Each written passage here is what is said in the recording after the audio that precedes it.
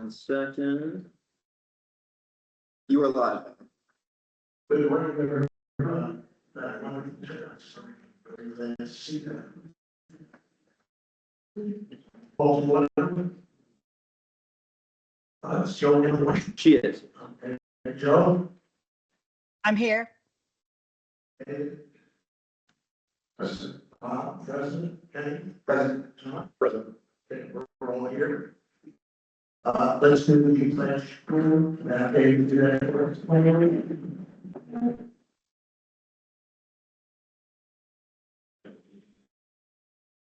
Of the United States of America. And to the republic for which it stands, one nation, under God, indivisible, with liberty and justice for all.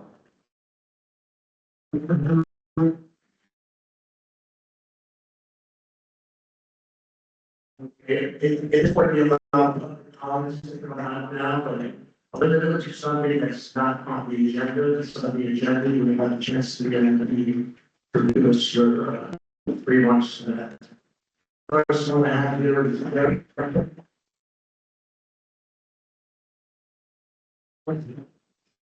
Jared, 337 Caramel Circle. I think the work you do and the time you put in on gold supervisor. The CDD okay general budget expenditures for this fiscal year was $1,054,720. The projected actual spending was coming in less than $965,855. A savings of $88,865, which 41,969 came from less cost and budget in the sidewalk pressure reduction. Good job. Since money's sacred, help reduce the amount of the next fiscal year budgeted expenses on every heritage aisle. However, when I look at the proposed school budget for next general year for fund expenditures, I almost fell out of my chair. It's an 18% increase in expenditure. It's $965,000. This is $855 this year. So $1,130,134. Since it is far and above the 3.5% rate of inflation, I hope you can repeat your coming in way below budget this time next year by holding off on expenditures that are not necessary and staggering them until next year, especially if there are no complaints about and shopping for the lowest cost from vendors. Looking forward to doing a job controlling CDD expenditures, thus reducing the budget amount needed for the following year, just on homeless. And I hope, I want to request that at the end of the meetings, if you make decisions that affect parks, sidewalks, or pets, you know, requirements, please, if there's something, let us know what's going on, so we don't hear anything from the work or something. Thank you. Thank you, Jerry.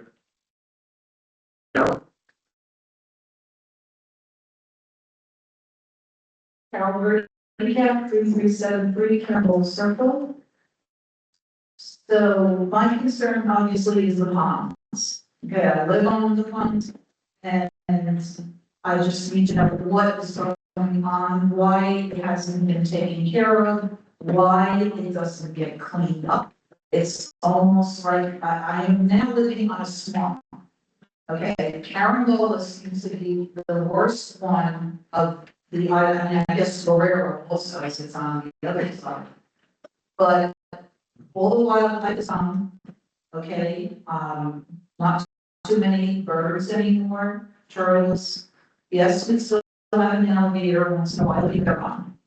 Now, I know that there was a company that came around because I actually stopped him and talked to him, who was riding around a little cart and he was spraying into the pond. So when I stopped him yesterday, what I wanted to know was, what is it? Is it toxic? Is it going to harm the wildlife? What is it? So he said, no, it's just to kill the weeds that don't belong here. Okay. So now, what is the difference between weeds that don't belong here and weeds that do belong here? I mean, that's like, I can't figure that out. You don't have to be a rocket scientist to figure it out either. So, all that was done. It's ready, of course, the bees died, and now they are sitting on top of the pond.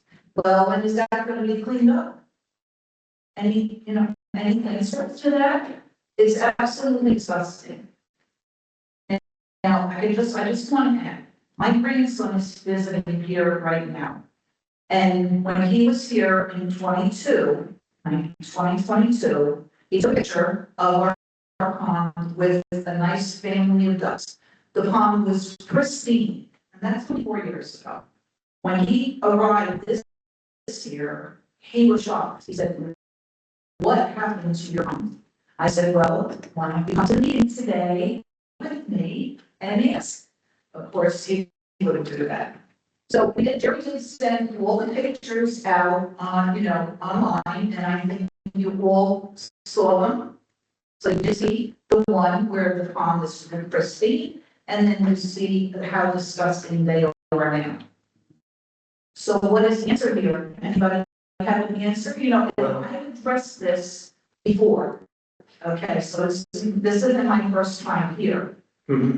So I need, some public service. I really need some defined answers.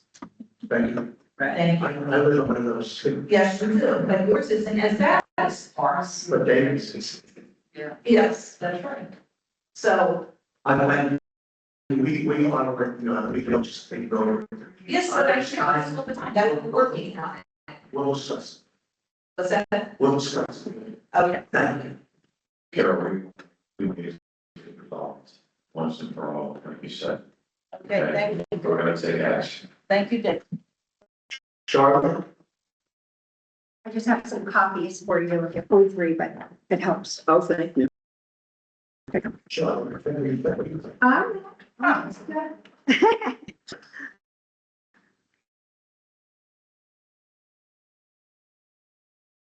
Hello, I'm Charlotte Martin, from 3634 Aurora Drive. I've been a resident here for about 5.5 years, and I just noticed after the last 2 years, the waterway is changing. So I'm not really here to complain, I'm here to kind of offer some assistance, and if you need more people for a committee or something, there's several of us that would be willing.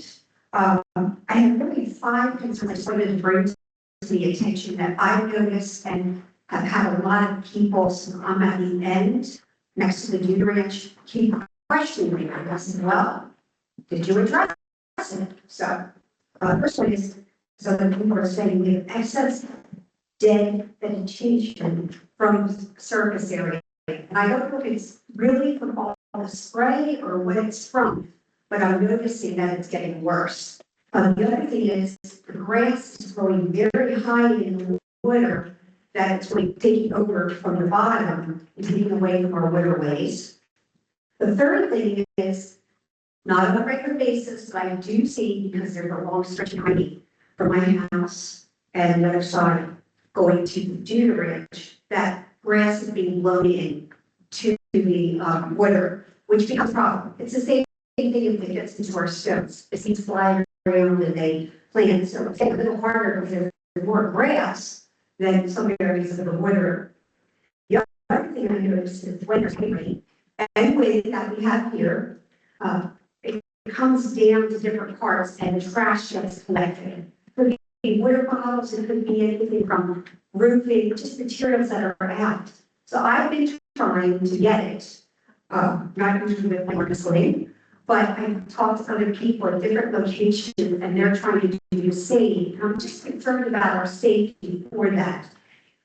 Not sure what the issue would be, how to do that or not, but I can just long stringer and get it out because it does look bad. But I also get to make sure my husband's there or somebody else to make sure the gators aren't out there.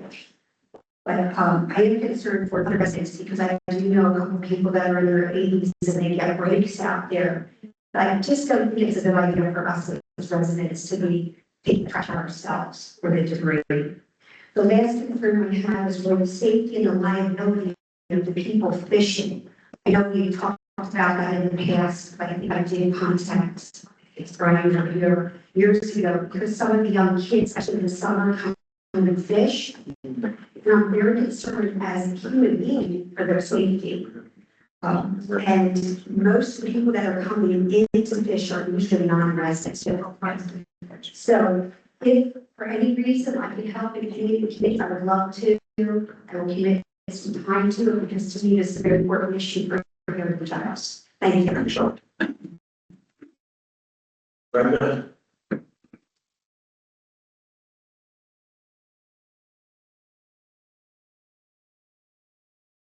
Brian, can you put it, we got a long list here. Go ahead, Brenda. River 3604 Guerrero Drive. I'm in phase 4, and I did and sorry, exactly. Couple of things.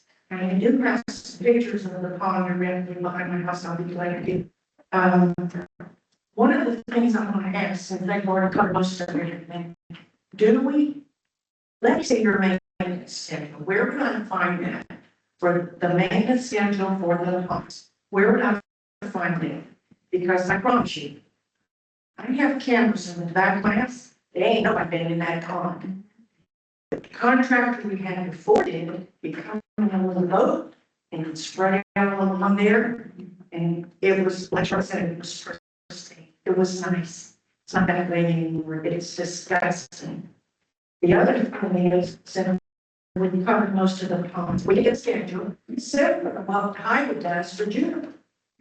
If I can look at that schedule, I know when to determine, I know when to move something or whatever. And it would be nice if we could have something like that for the ponds. The other thing is a money saver. You know that mulch I put around the trees, we have Jennifer put around the trees, like between the sidewalk and the road? Don't do it anymore because they run over it the next day and it's all over the place. So just like a grass spur, and then save the money that you spend on that mulch. Just it is, it's not there more than a week.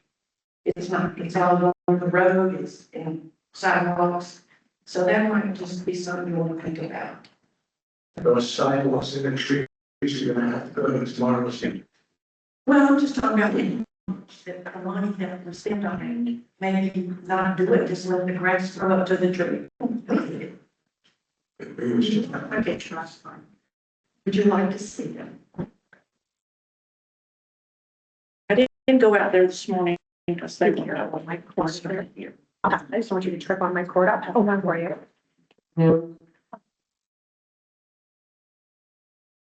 Thank you.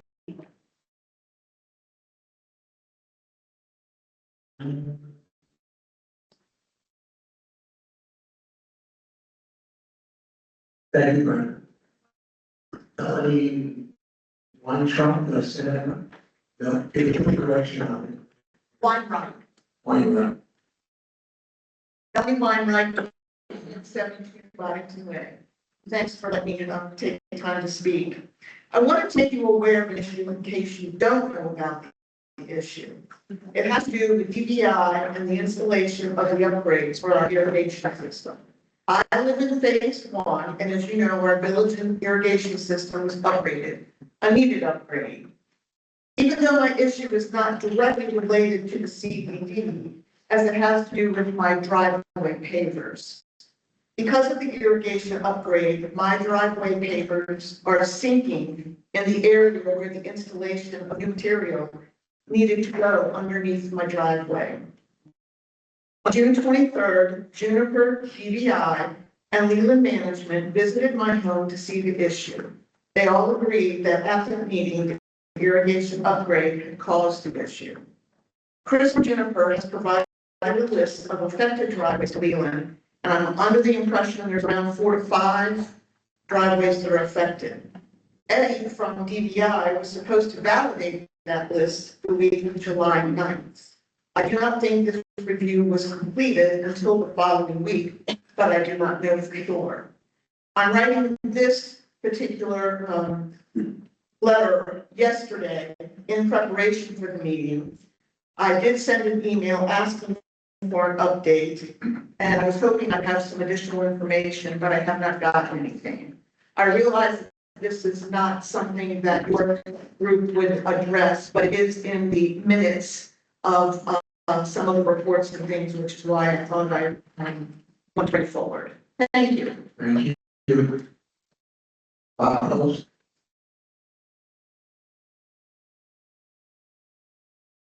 Good morning, Bob. Good morning. Most reals on Gary the short. Pretty much the same that everybody else has been talking about with bonds. I live on the other side with Mr. Goldstein from the people who are on Carmel and Rare. It's the same issue over there. Several months ago, we had a hearing with the CDD, same subject. I believe at that time what I heard was our pond was being used as the testing ground for, I think it's aquagenics, although I'm not positive. We're going to come in and try and get rid of our reed population. It seemed to be working for a while. I noticed now some of the reeds are growing back, but we also seem to have our grass growing up. I don't know if it's from grass clippings, when tropic air, juniper goes through and we wax along the water line, which is technically CDE property. They don't do it on a daily basis, weekly basis. They do it on a monthly, month and a half basis. Ours was approximately 6 inches tall. I finally talked to Brittany. She got a hold of Juniper, got mentioned to Ken as well. They finally came and weed whacked along the shoreline. But I don't know if that accumulation of weeds then going into the water is what's contributing to the weeds. I did bring pictures, I give them to Brian, and you can take a look at them, but pretty much the same problem, at least on all those ones we could see from our house. I assume it's pretty much the same problem in the rest of Barrett Drive. Thank you. Thank you, Bob. Did we get a call in for that one? Yep, Mickey is gonna be on, thank you so much. Mickey's gonna be on to, comment in their section coming up after Jennifer. Kathy Potter. Thank you, Bob.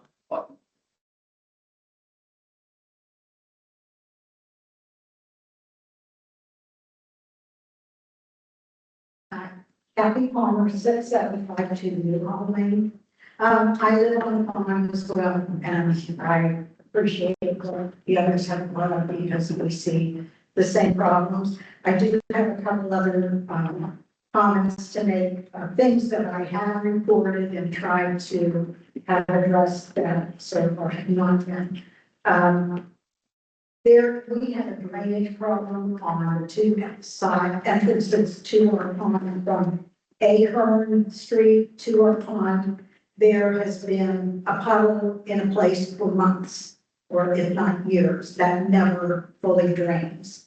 And, with the mosquitoes and everything, it's just a recurring problem. The same with another walkway from Newhall to the pond. At the base of Newhall, there's a puddle that accumulates all the time. Even when we not, really, I had asked Jennifer to address and see if the irrigation was, there was too much, but anyways, it's a recurring.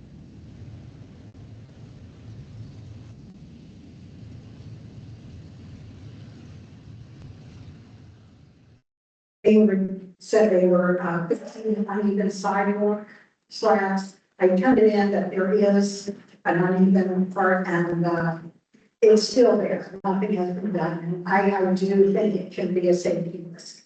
And also, I guess I thought this was, you guys addressed the sidewalks, but the crack weeds in the sidewalk, it's just overwhelming. Jennifer did spray some of them, but and the others are just growing, and some places are growing across the whole sidewalk and whatever.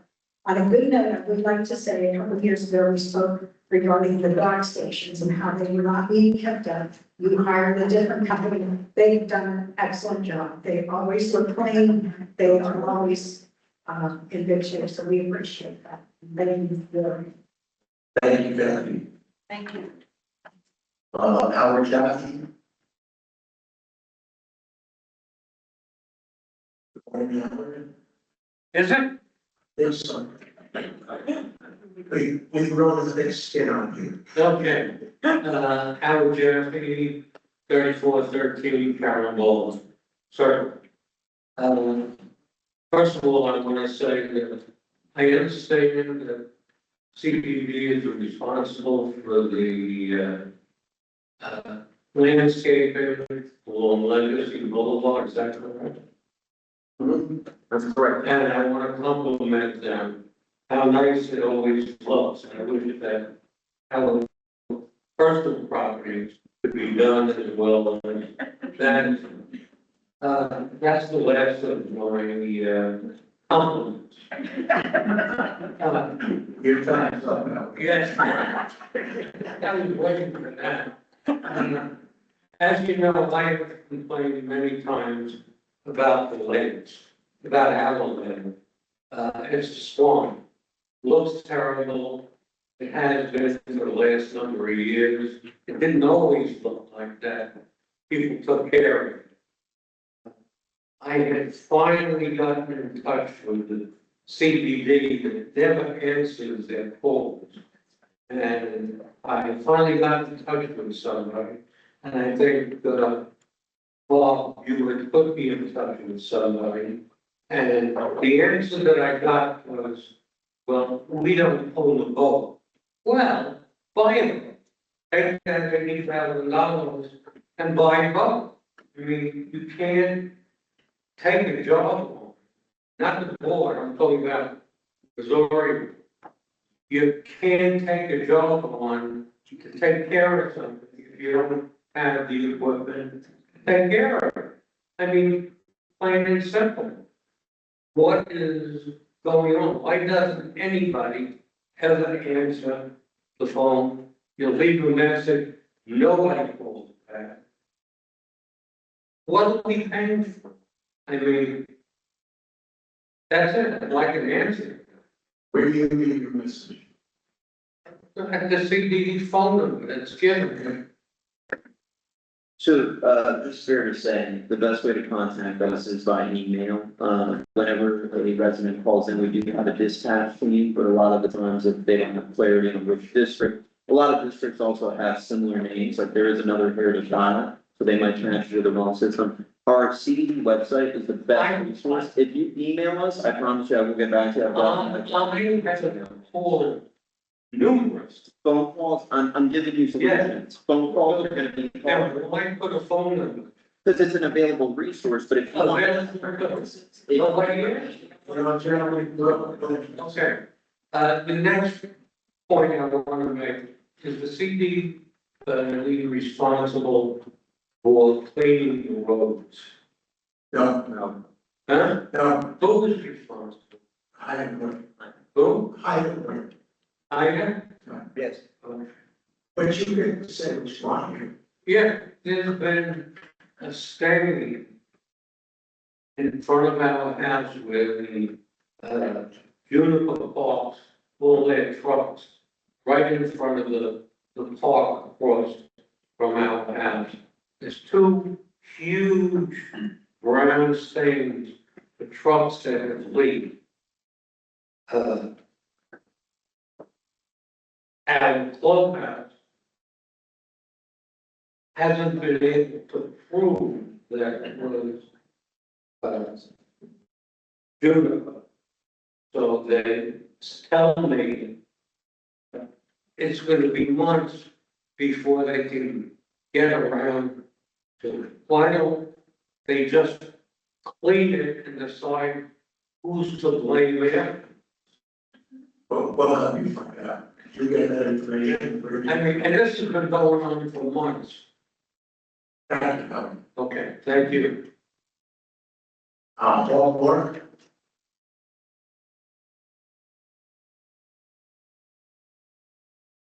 Yeah, a lot more from 649 Minutes Drive. Just want to be real brief and say thank you for all the work you do for our community. Secondly, I'd like to ask supervisors to please keep into your mics. Joe said it's kind of hard to hear you guys at times. Third, on the reports, I would ask, much like the high board has done, that since the reports are in the meeting material, all 274 pages today, people can read those if they want to read them. I would ask the folks that are going to be going through their reports to just get the highlights of those germane parts of them instead of reading the whole thing.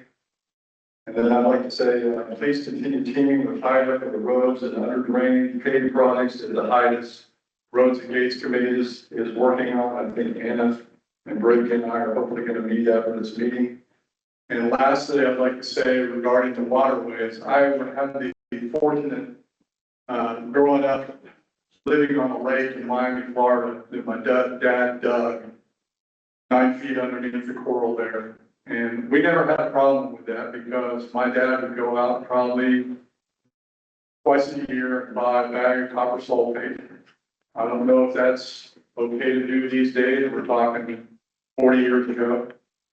But my brother used to drag it behind his boat with the burlap bag, and it would keep the water, it would keep our lake clean. We had about an acre-sized lake, and it was absolutely beautiful. We had fish, we had turtles, we had waterfowl and everything there. So I don't know if that's okay by the standards today or not, but copper sulfate worked for us. Thank you. Thank you all. I'm elected to introduce Kyle and Brian and see if you me. So, Okay. That's it. we do have Titus on the phone. We do. We do. So, do we want to get that out of the way at this point since everybody is worried about getting that sanction for it, or are we going to try to do these reports first? No more public comments, no signage. There's no. Okay. Yeah, if you want to rearrange the agenda, we could put Tigers up first. Okay. So we do have guys in charge on problems on the phone. And since you already heard everything, let's see what answers you have for us and we agree with it. Let me just take a quick motion to rearrange the agenda. Put I'll on. make a motion to shut Titus, okay, and overall. Second. Second. Everybody in favor? Joe? Aye.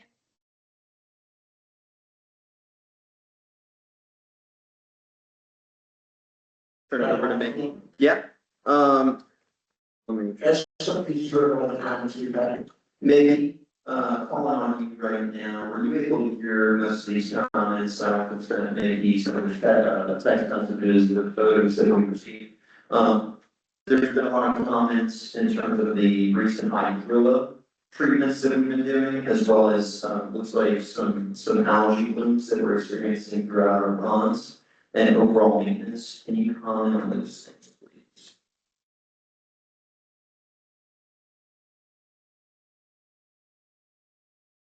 Give them a minute. Sometimes it takes a time to unmute. Thank you for doing this.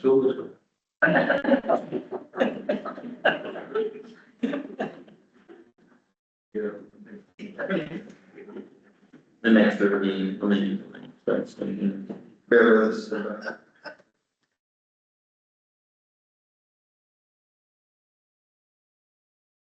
I'll be gathering some information.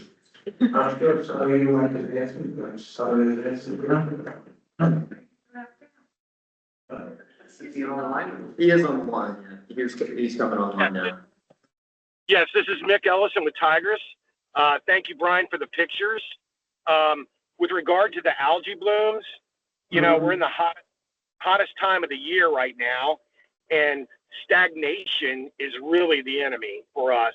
If we treat, especially a shallow pond, if we treat it with the heat and the shallowness and the stagnation, we find algae can come back in 5 to 7 days after we treat.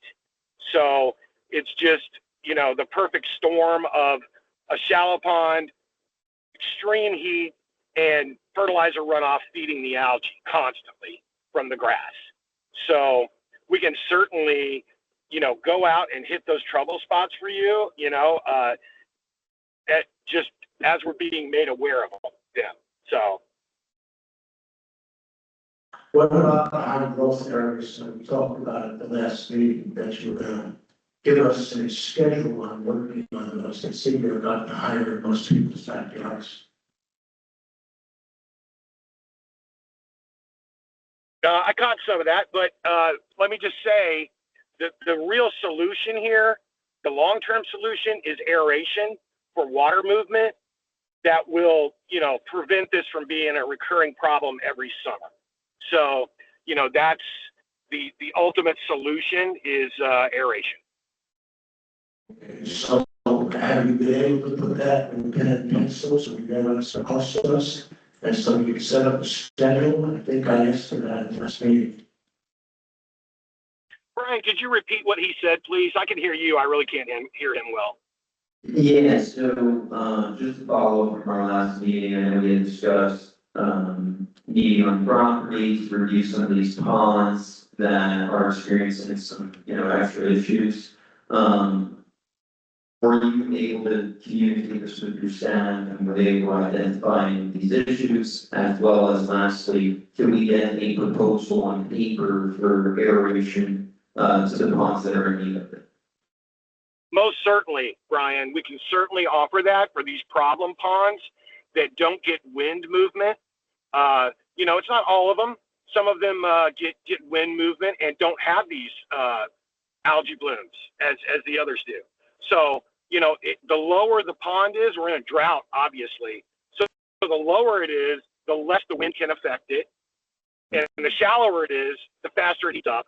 So it's again, the perfect storm. So I'm happy to, if you just tell me which ponds, I'm happy to quote aeration for, the 2 or 3 or however many we're having real issues with. Maybe, just, trying to be a good partner here, we would ask that you as the expert identify the ponds that you would suggest we need aeration. As staff, we don't feel comfortable in putting together that proposal, so we would request that somebody from your team identify whatever ponds that need aeration so that we consider it at the next board meeting, please. Yes, sir. Absolutely. Mr. Goldstein, so when they say aeration, that's a lot of different things, right? It could be a fountain like you guys have in the front, with lights. Some people like fountains, some people don't. They have bubblers, which are just under the surface that allow the water to move. So I think that it would be helpful to provide Tigers some sort of direction on what aeration form you would be looking for, because there's so many different options. That's good. Can you hear me now? Can you hear me now? Yes, sir. Okay, so I had asked for the last meeting to give us all of that, and of course, we're all concerned about the algae. We're also concerned about the high growth that are behind more homes than just the algae.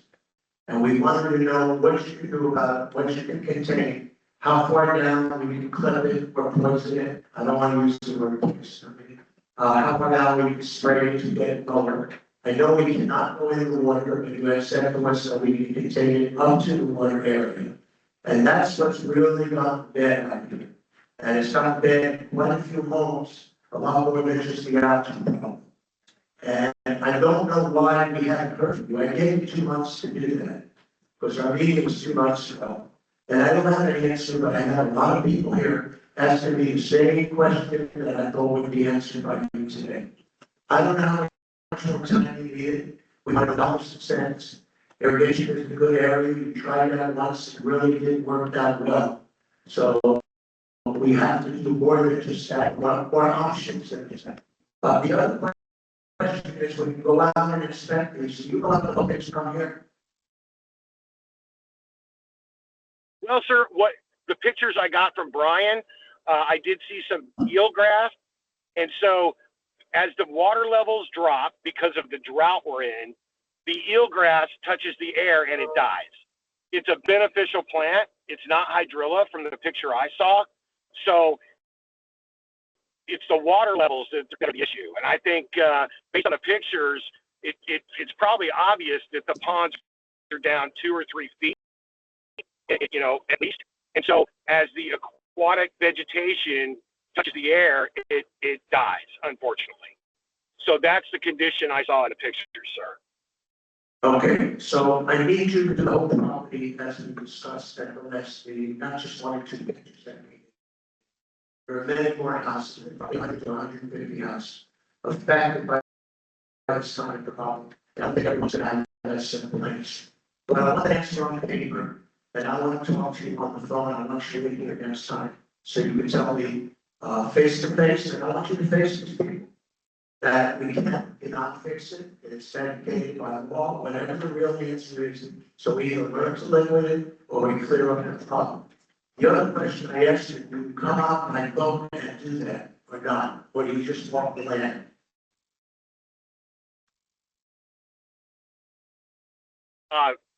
Brian, could you summarize that for me?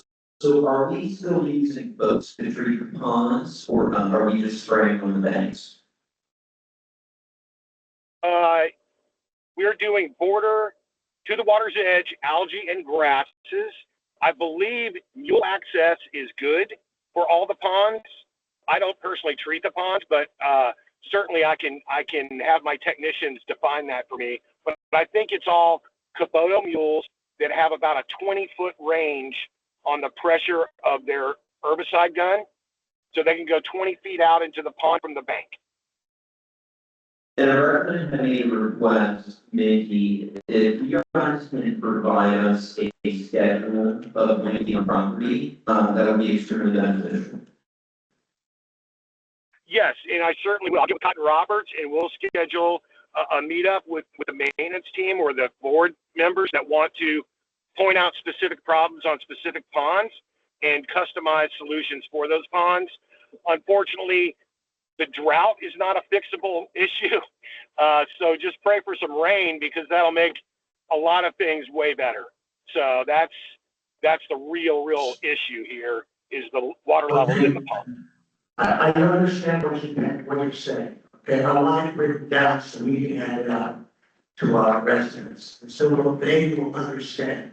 Because right now they have legitimate questions, and we don't have legitimate answers on paper. We do have legitimate answers, but it's not written down. I want to be able to hand it out. Have we been doing this for folks? You have a flat contract. I will review the scope to see if it calls for both. John, tell me some of the people use that.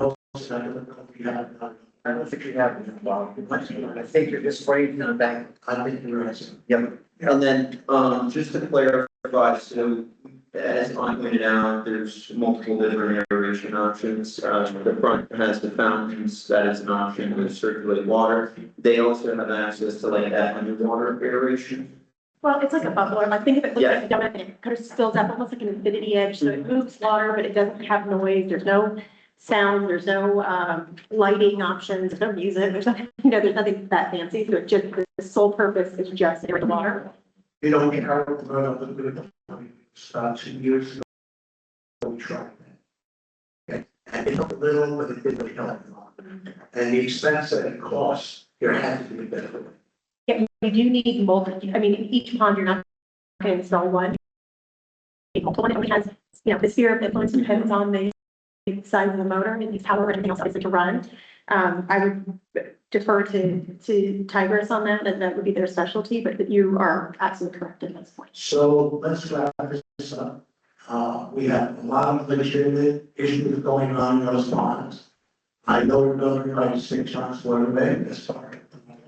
So they dictate what we can and cannot do. But I want it all written down, I want to report on it, where this board will be satisfied and hand it out to their residents. And the residents can give us good feedback on it. And from there, we have to do something. It is absolutely decreasing the value of our homes. It has to be taken care of. And just have not one. Oh, Joe had the question. Go ahead, Joe. I just want to let you know that when Bob is speaking, it is very difficult to understand. So for the gentleman from the aquatic company, if we could make sure that all of Bob's requests are in writing to him, that would be great, because it's not the audio's really good when you're not close to the mic. So actually don't go too close. Brian, you're very clear when you're not talking directly into the mic. Can you hear me better now? I can hear you fine. Okay, well, Brian just stopped the volume, that may be the problem. But anyhow, so we want to report for clients, before, let's say, within 4 to 6 weeks. So we can have it to kind of review amongst ourselves. And that will issue back. This out of the ordinary clients. Just want to know, is there like a residents committee that could meet, sort of set things up with them? They kind of, I said that when we were up there, there's a couple of things that could maybe just help and look around to help them. We can come up with a plan together.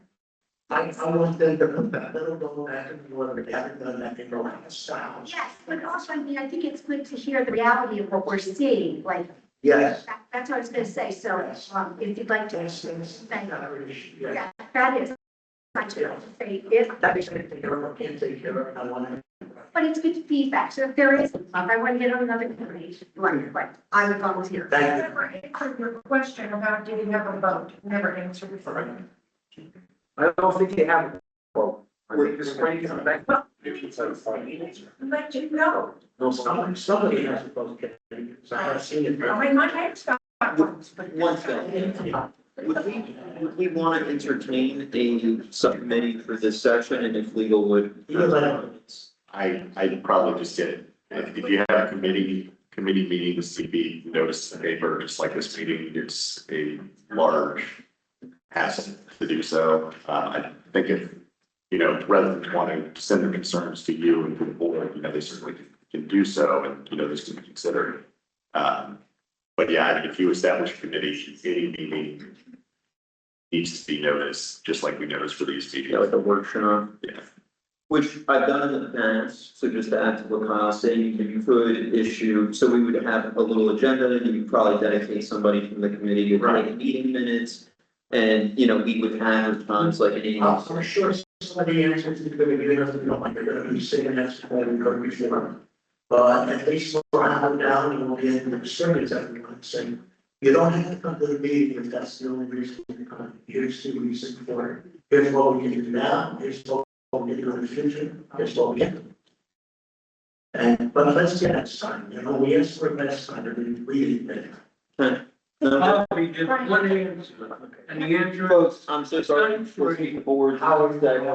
Sun Tree has the same weather we have, and their lakes are nice. Oh, thank you. Right, I just want to bring up, and Miss Charlotte, I apologize, I didn't get your last name written down, but I have your first name, so I'm going to call you Miss Charlotte, if that's okay.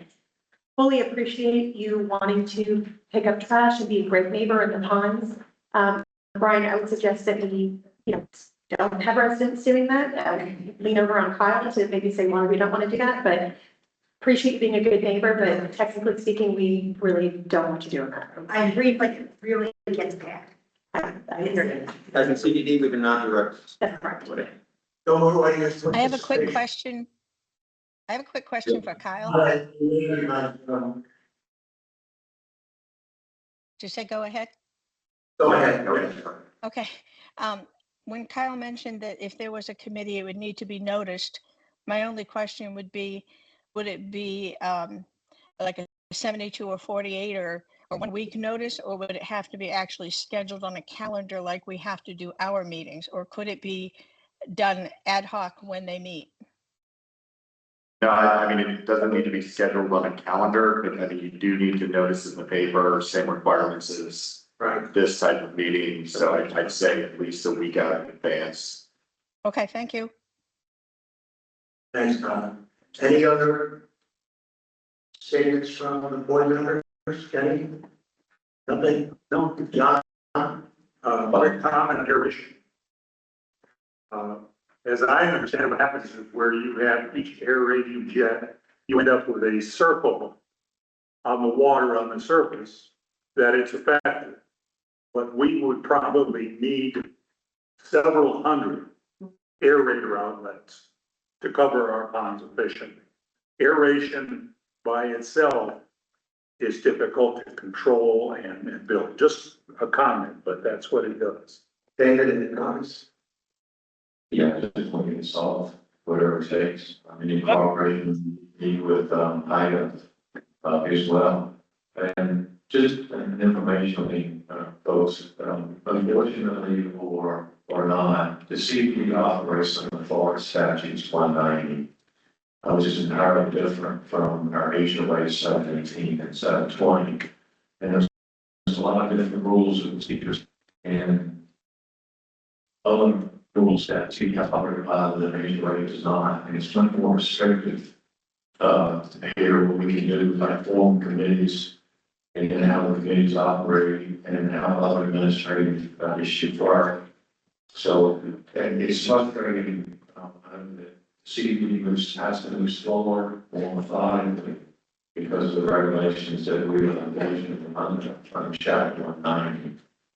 But, as Bob said so eloquently, we're going to fix this on an issue.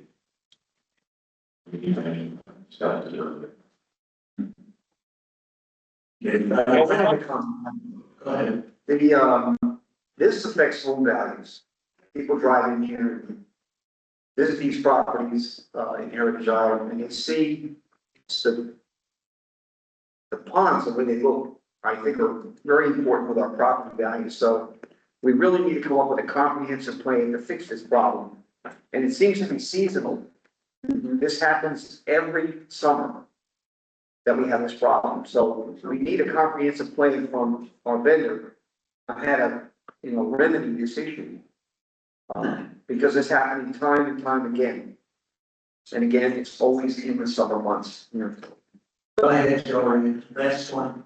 Sorry, we have a joint landscape committee that represents both HIDA and CDD in the clubhouse. And I hate to put more work on the committee, but is it possible to have a subcommittee on the joint landscape for the waterways? Just a thought. We could look into that. The problem is that, the CDA cannot put anybody on the committee because committee is running. Correct. So we can't get any input other than Kenny on it. Correct, but if we have homeowners that are interested, it's just a thought to put a We subcommittee could for look just into- waterways. we could look Just into that. think that. I appreciate everybody coming on and telling us what's going on. We do not hide from comments from that. Just people coming. Is your reminder? Do you have any other questions for Mickey before you No. Okay, Mickey, we'll catch up with you soon. I'm gonna send you all these notes for follow-ups for the next October meeting.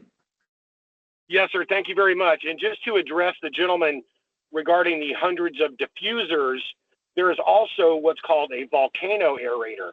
It's like it's a giant bubbler in the middle that moves the entire pond. So we don't have to go with hundreds of diffusers necessarily. And I'll provide all that information to Brian, who can distribute that information to the board. Thank you. Thank you for that information.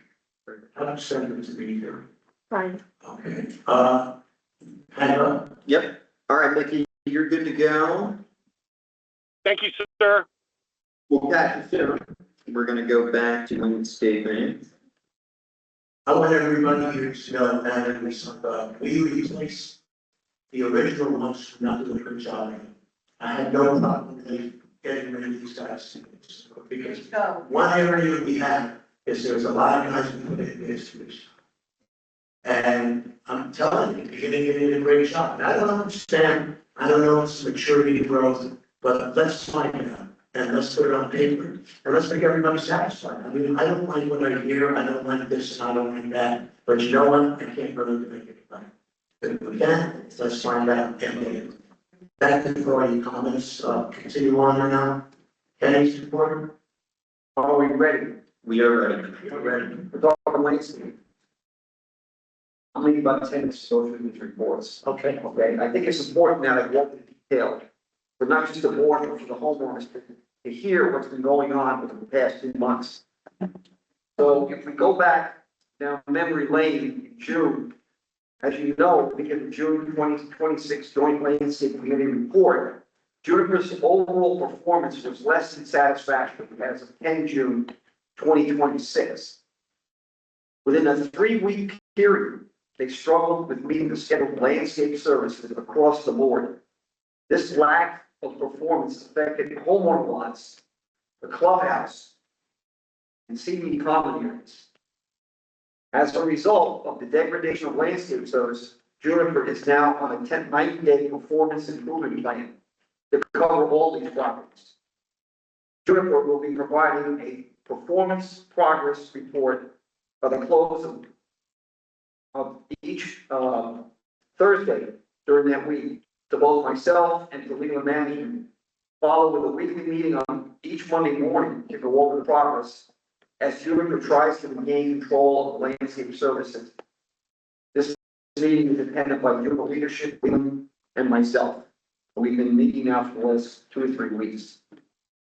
The Joint Landscape Committee June 2026 report provides more detail with the performance assessment and areas that need improvement. It's amazing how fast the performance dropped.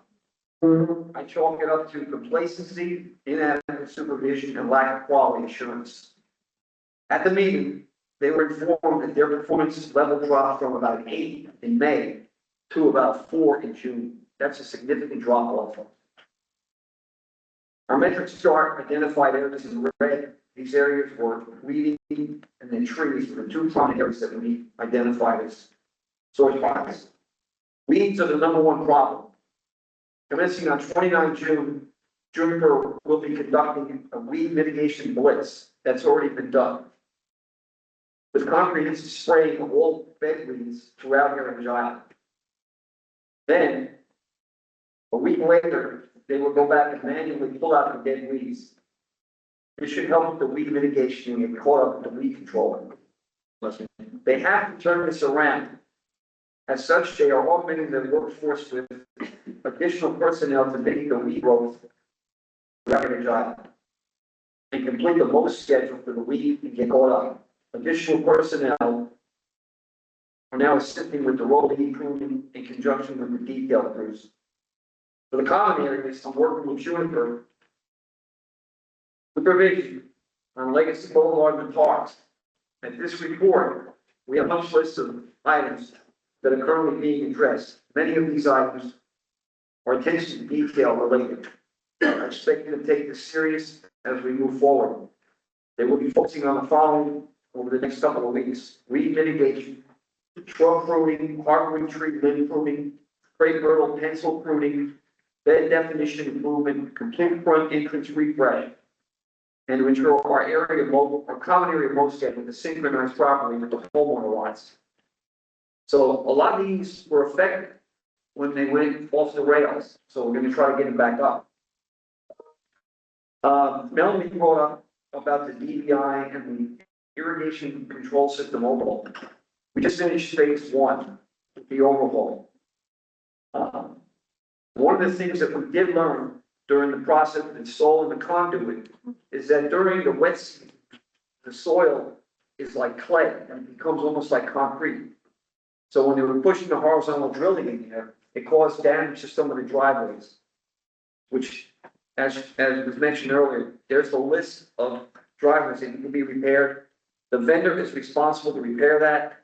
The list is finished, and now the next is to get those repairs done on those pavers. Again, the reason we had to do it like that because the valve boxes in the front of the houses, the irrigation valve boxes, it would have been much nicer if they were in the back. So going forward, when we do phase 2, sometime down the road, we're going to be dealing with the same problem with the valve boxes in the front of the yard.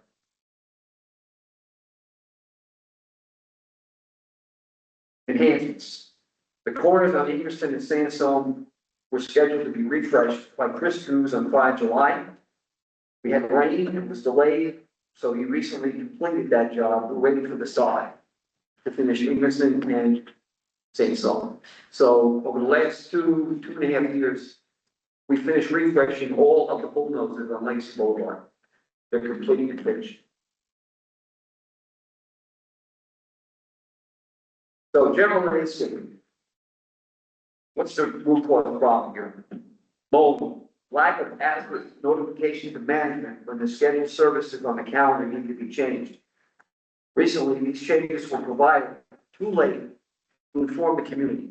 In the past, we've always went out with e-blasts saying, hey, the mowers will not be there today, they're going to be coming a day or two later. So that didn't occur. Mowing caused excessive clump clippings and not removed. Blowing clippings into the beds causing a mess. This blowing sidewalks. So I think we got a handle on that now. We went over this ad nauseum, that they can't be doing these things. To get their crews properly trained, so when they mow, we don't have these problems.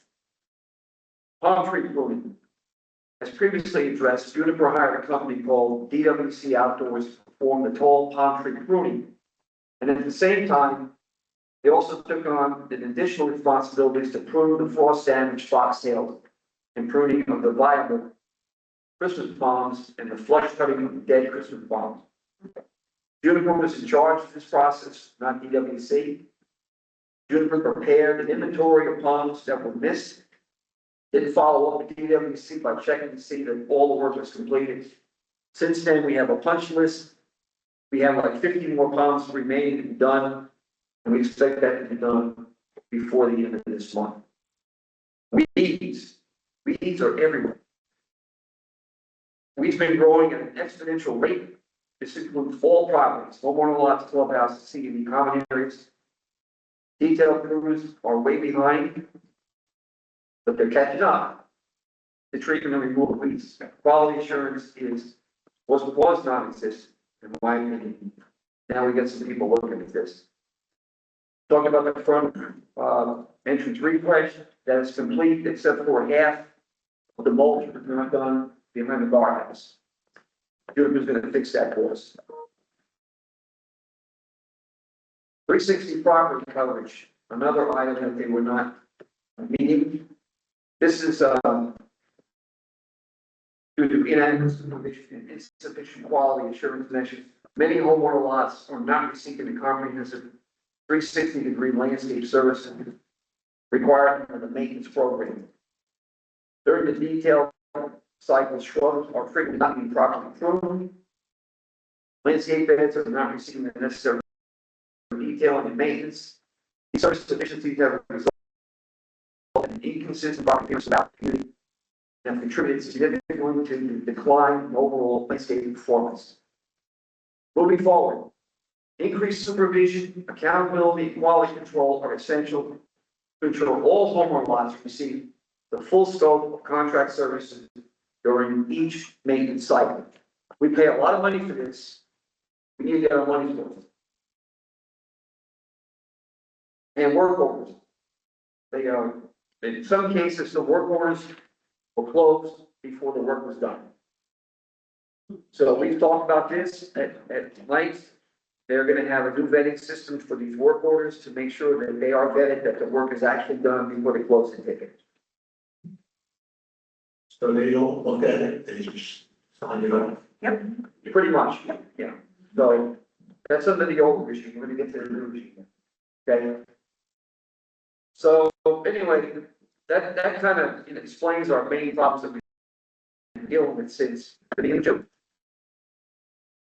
All right, so what's the way ahead? The bottom line on the front. Juniper is making strides to improve their landscaping performance. The goal is to get caught up.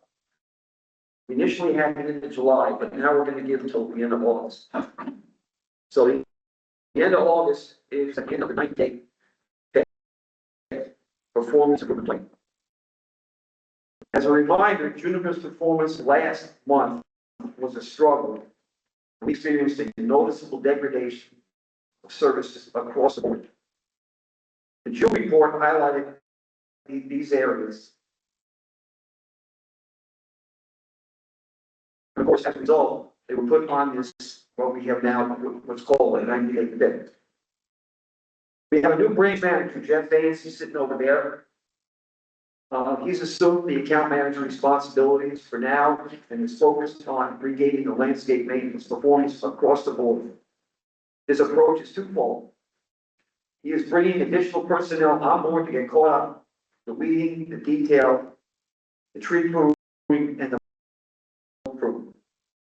That the regular scheduled maintenance is delivered. He has to move each week to provide a performance report detailing work completed on the homeowner lots, clubhouse, and the CDD common areas. The following Monday, management meets with Juniper, review the report, discuss any issues or concerns, and address changes to the upcoming service schedule if needed. Following are the key highlights and action items addressed during the joint committee meeting. Weed control has been identified as the number one priority.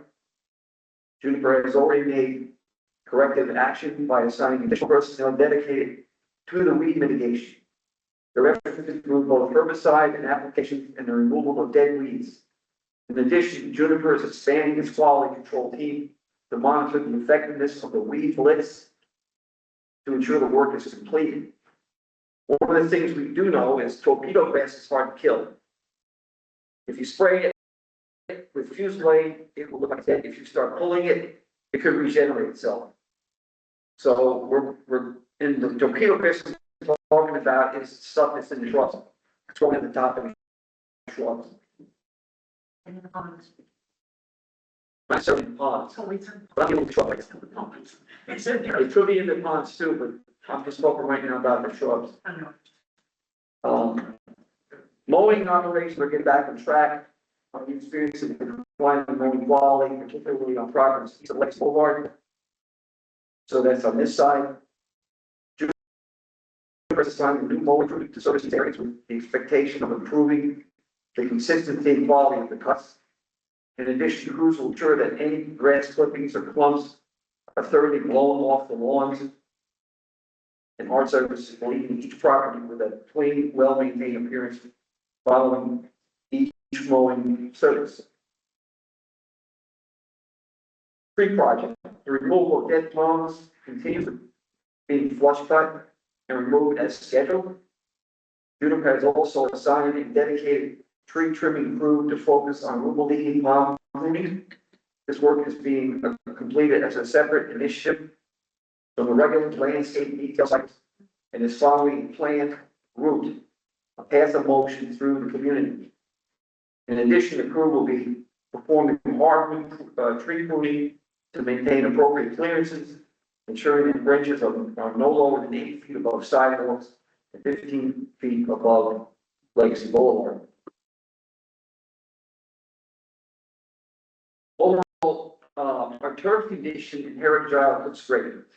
We do have some hot spots that, need additional irrigation, but for the most part, you drive around here, look at the properties, a lot of the yards look pretty good.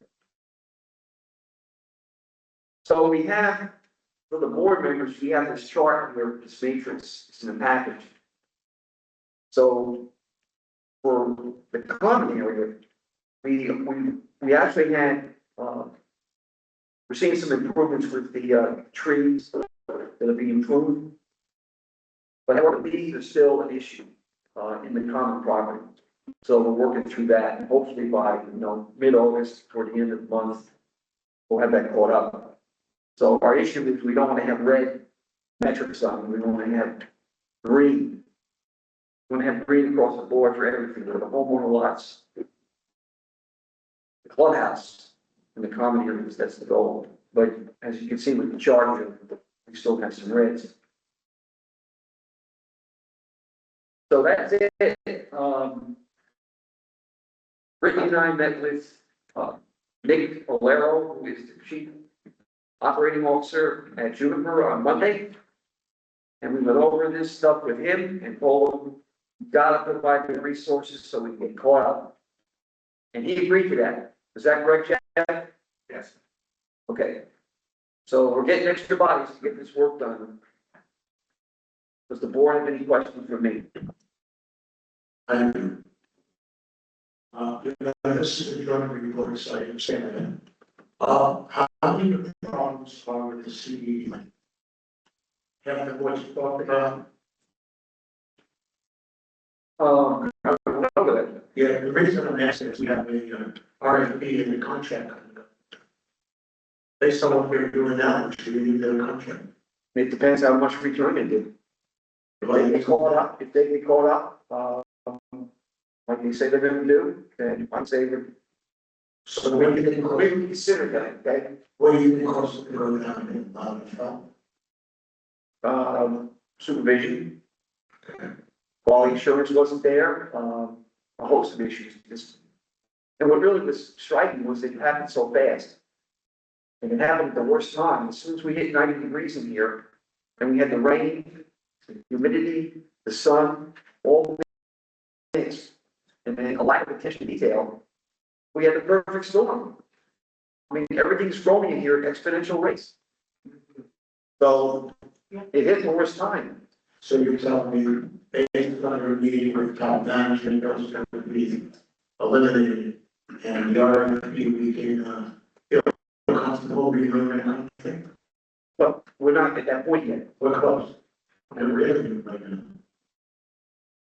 But the board, but I'm telling you right now, we gotta give them an opportunity. How much time? Well, we gotta get squared away by the end of August. Thank you. Anybody else?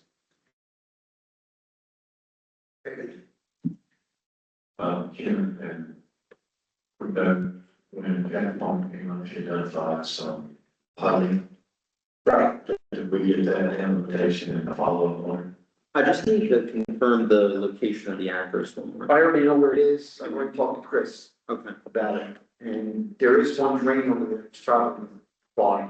Oh, I saw your email. Right. Yeah, celebrate that with town, which.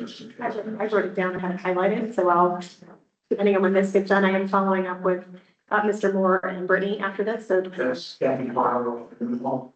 Yeah, 6752.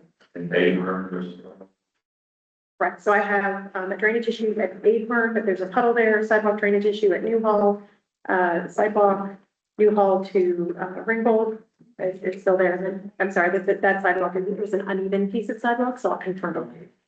Thank you. Yes, sir. for that was damage for the irrigation and for the gift.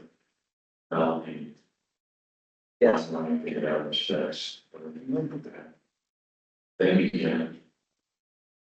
Well, I think Ken has done a great job taking both boards by being the joint and taking over because CDD could not have another member on there because of the new laws, sunshine laws. And so Ken represents both in a sense, but I think this is the best cooperation we've ever had between the Iowa board and the CDD board. I think that's going to get a lot of complaints because a lot of things are not being let go anymore. And we're working on kind of curing most things. New membership, new lenders. I'm all to do. Thank you. I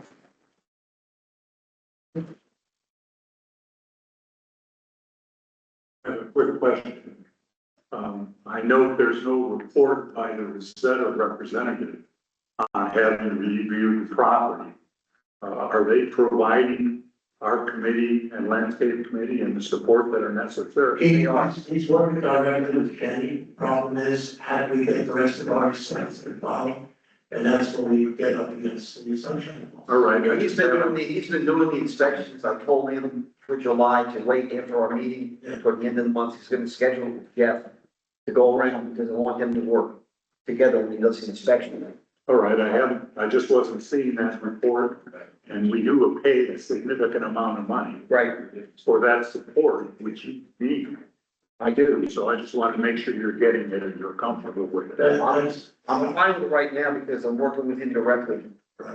And also with Jeff to make sure that they're singled up when we go over and do the inspection. Most of that's included in the report we did. And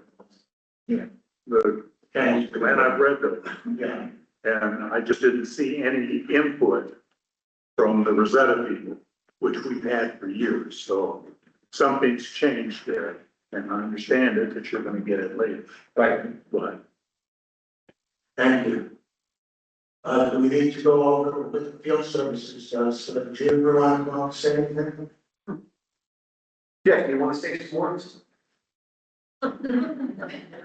Tell us who took over and who you are and why you're gonna clear everything up. And that will be done by this weekend. Everything we done by this weekend, all right? Jeff Vance, took over as branch manager roughly about 4.5 months ago.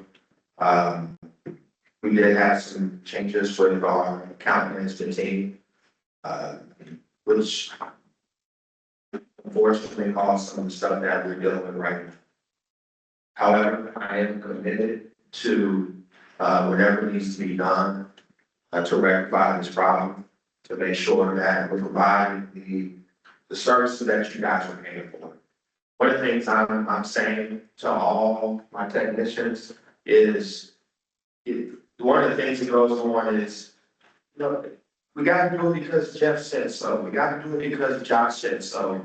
No, we gotta do it because this is what you as the residents are expecting us to do. So I wanna make sure that every resident is getting what they're paying for, you know, at least up to a reasonable standard, if that makes sense. I'm doing everything I can, working with Ken and working with the things in the office, to make sure that we're getting more resources in here so that we can get to the place where we're managing and not putting out fires, okay? And I've given my number and email out to those who need it. I'm not opposed to doing that. Just giving about 24 to 48 hours to respond, because there's a lot of people calling me, but I am committed to doing whatever it takes to making sure that we get back on track. And that when you talk about, hey, are we considering somebody else? Hey, we have other people doing enhancements. I want that to be a thing in the past when we got this meeting, that this very time next month. You shouldn't be having any of these conversations at the very time next month. I'm just going to be completely honest with all of them. If we cannot do that, then I don't know why we're showing business. Just going to be honest. Because that's what we do, right? So I'm committed to that. If there's any questions, I'm here to answer. I just have a quick thing. Sandy brought up something that I really didn't like this. Where orders be handed in that aren't done. Yes. You have a system where the supervisor or the lead man can sign on the work? Yes, we actually have been. Yes, actually, it's a little bit, we need to add pictures that the work's complete, okay? And then between myself, Chris, when we get an account manager, we verify that work is done. Unfortunately, we do have some tickets on there. If you look at our ticket report down schedule, that is work that our team is saying that's completed. I'm not saying it's completed until one meeting, Chris or whoever our account manager is going to be, that we actually see that work is done. And Ken's going to like what I said front end. So we got no to do, does everybody need your phone number to call you just? Be honest with you, give me some time. I'm gonna do whatever it takes. And just to be honest with you, I'm working in a large organization where a lot of people have the information. I mean, if that's what it's going to take, I'll do whatever. Serious. Just tell your boss that your contract's coming up, so. It's way to take care of it. I'm saying that to put this in a minutes. Jeffrey Diamonds. Thank you for landscaping.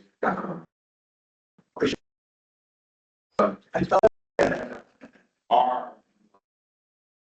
That you imagine, Jeff Irving, Jeff Free, not Jeff. Yeah. Thank you. No, get started, Jeff. Let me get at it. Jeffrey. Dot Vance, VA, that's the JD Vance.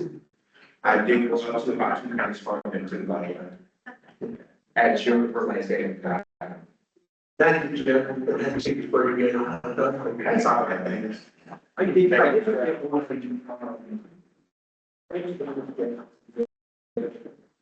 forgot what I, continuing report, but I want to bring it up about our irrigation meeting. A couple of weeks ago, patrol number 2, which services Legacy Boulevard, affected by lightning.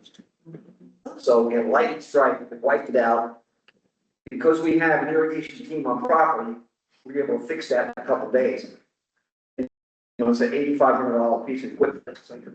Yeah, so Chris did a great job sourcing the replacement, got that in like a day or so, had his crew prepared to put it in. We did deploy timers on Legacy Boulevard during that short window, so we never lost irrigation on Legacy Boulevard. So, yeah, I don't think you're gonna find that kind of rapid response if we do a la carte irrigation with some of the vendors. You're just not gonna get it. okay? They also, when we had the Abbeville break, which is another example of having, we need to have an irrigation group here on property when these things happen. So I thank Rich for all the work he did in that, in the Juniper team, to get us back on line. Oh, and by the way, what in terms like that? The second, sure. Yeah. Haven't had a plane in 100 years. The second one. Now two. Yeah. Do we need to go over the RFP or We do have some updates. Yeah, we have an update. Madam, let's turn it over to you 1 second. I just want to remind the board in the last meeting, they requested, management reach out to Juniper to request an extension for our current scope and the current rate. So Juniper did agree to that. So we have until December 31st, with our current agreement, and, Ken, Matt, and myself have been working on the RFP dates that you're going to be right. do we have to get some non-bids by what? The formal RFP process is gonna start, Matt's gonna let you know in September, and then in our October meeting, we will be considering those bids. Or reducing. So real quick, I did want to address, Ken and I were talking, typically my, inspection report comes in the beginning of the month of the meeting. We were just holding off so I can meet with Jeff and do our walk together. That's the only reason why there isn't one on this particular agenda.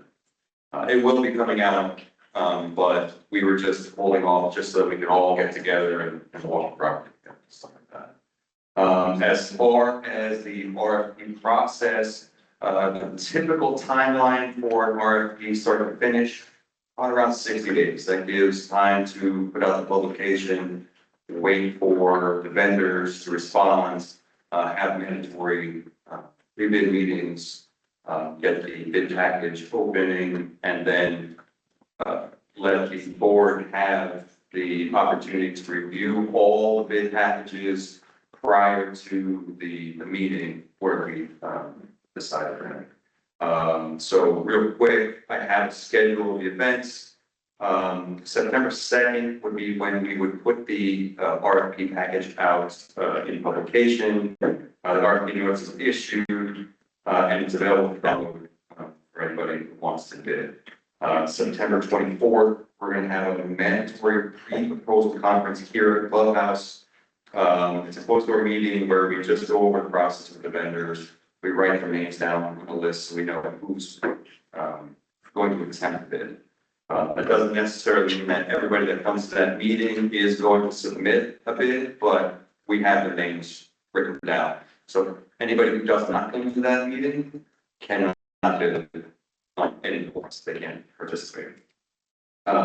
Site inspections will be available for vendors who are going to be bidding so that they can review the property and get a good idea of what it takes so they can be accurate when they're putting in proposals. September 30th is going to be the deadline for any questions that the vendors might have. Those questions go directly to me. I have 24 to 48 hours to answer, but they can't ask me any more questions after the 24th. So they have plenty of time. We want to make sure that they are serious about what they want, so they have to follow the strict guidelines that we set forth. Then September 30th, October 13th, sorry, October 13th, it's the proposal submittal deadline. That'll be another meeting where all vendors bring their proposals in, we'll open up their proposals. And in that meeting, all we do is we just go through and we look at the price. We don't review it in front of everybody. We just open up their bid packages. They come to us sealed and we open them up in that meeting on record. After that meeting, what we do is I will take all the digital copies and I will put them in a file and I will share that all with the board. If you guys would like hard copies of those proposals as well, some people like to actually flip through the pages instead of staring at a screen. Let me know because we will put that into the publication. We'll put that in so that they know that they need to provide one digital copy and 5 hard copies or 3 hard copies, whoever wants, the physical copy. What we'll do is, like I said, I'll send the, physical copies and the digital copy to all the board members. And at that time, I will go through each one myself and with our other landscape team, with my manager, we'll do our own separate evaluations of each bid. And then we'll make a bid summary and we'll send that out to the board members as well. So it gives you a little bit of insight from what we were looking at. So you kind of have an idea of what we noticed, maybe they forgot to put a price in their certain part of the bid package, or they're missing something. We'll know all the good stuff and all the bad stuff so that everybody can make a decision based on that as well.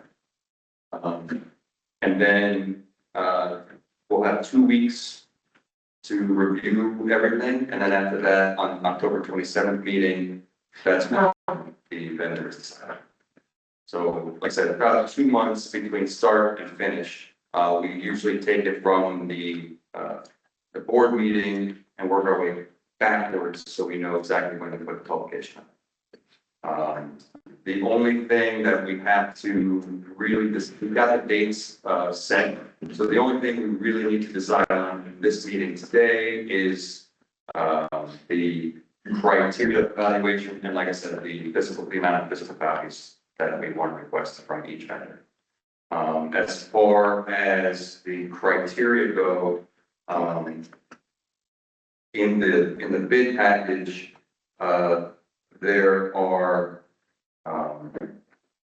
5 categories where points are awarded to each vendor based on the certain criteria that we put forth for them to in the package. So number 1 is personnel. In the current project manual, you have it being awarded 20 points. This category addresses the following criteria: skill set and experience with key management and assigned personnel, including project manager and other specifically trained individuals who will manage the project.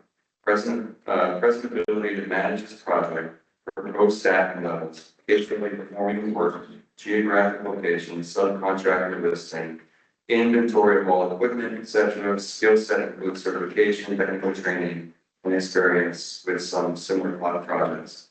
It also has to include resumes and next. So that's being awarded 20 points. Experience is the next one.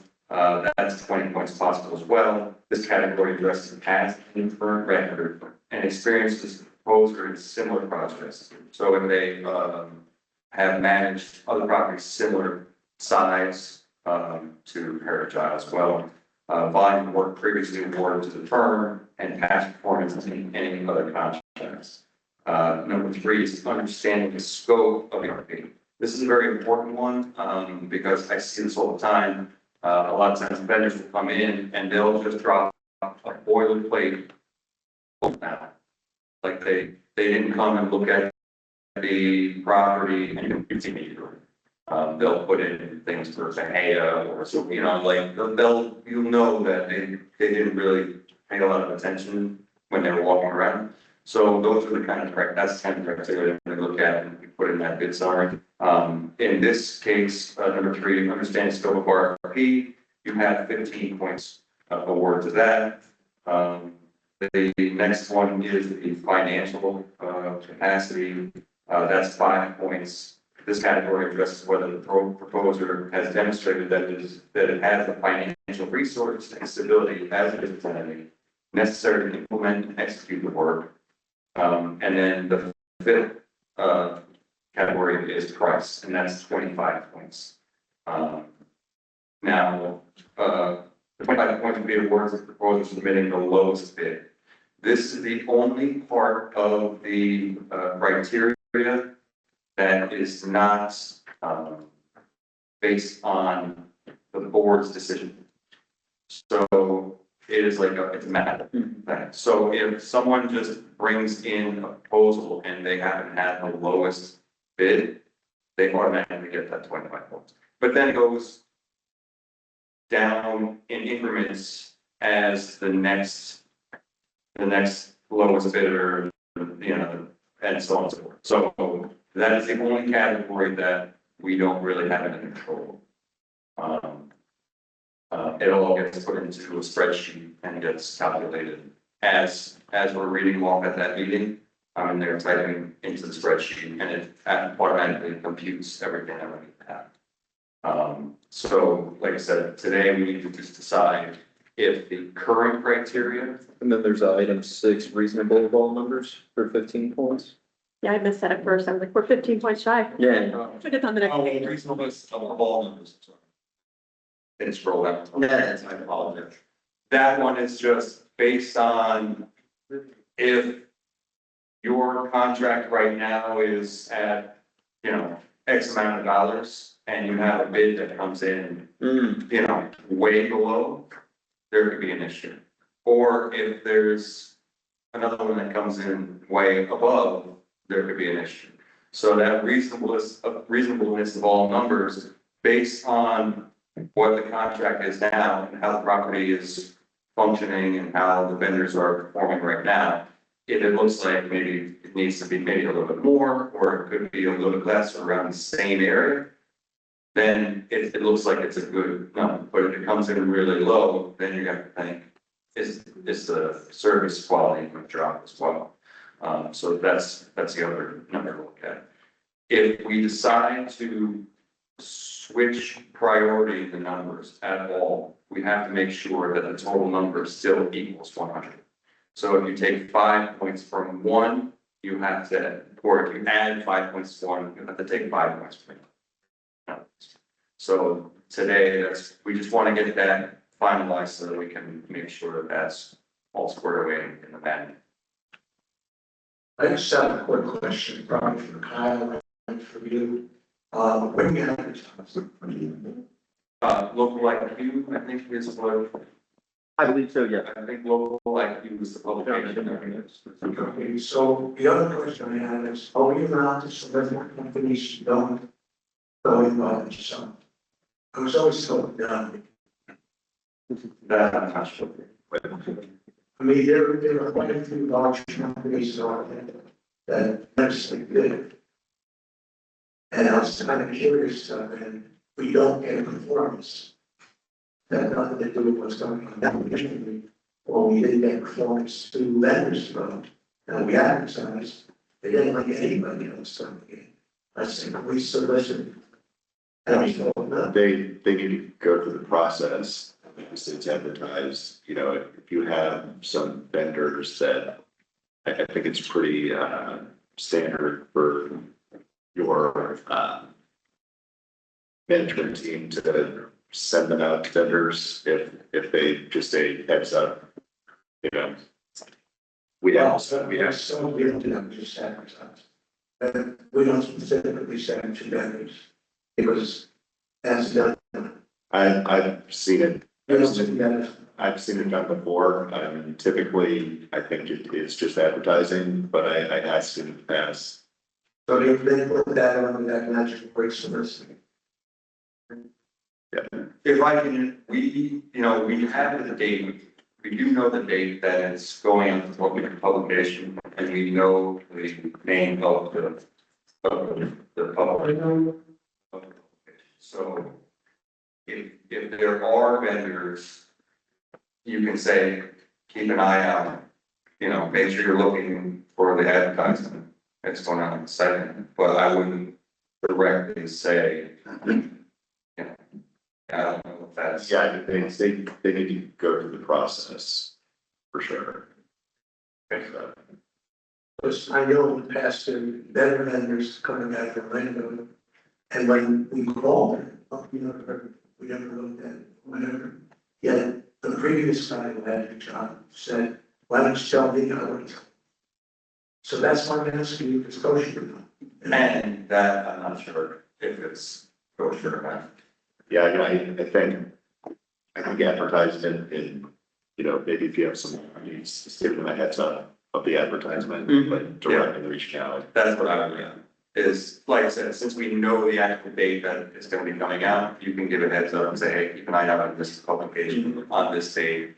Or, I would not directly set in a project manual. Yeah. No. You give them a heads up to look out for them. It'll be available in that publication. Correct. To that. To request for the. Right, so I would just direct them to the publication on the day so that they can do the process themselves.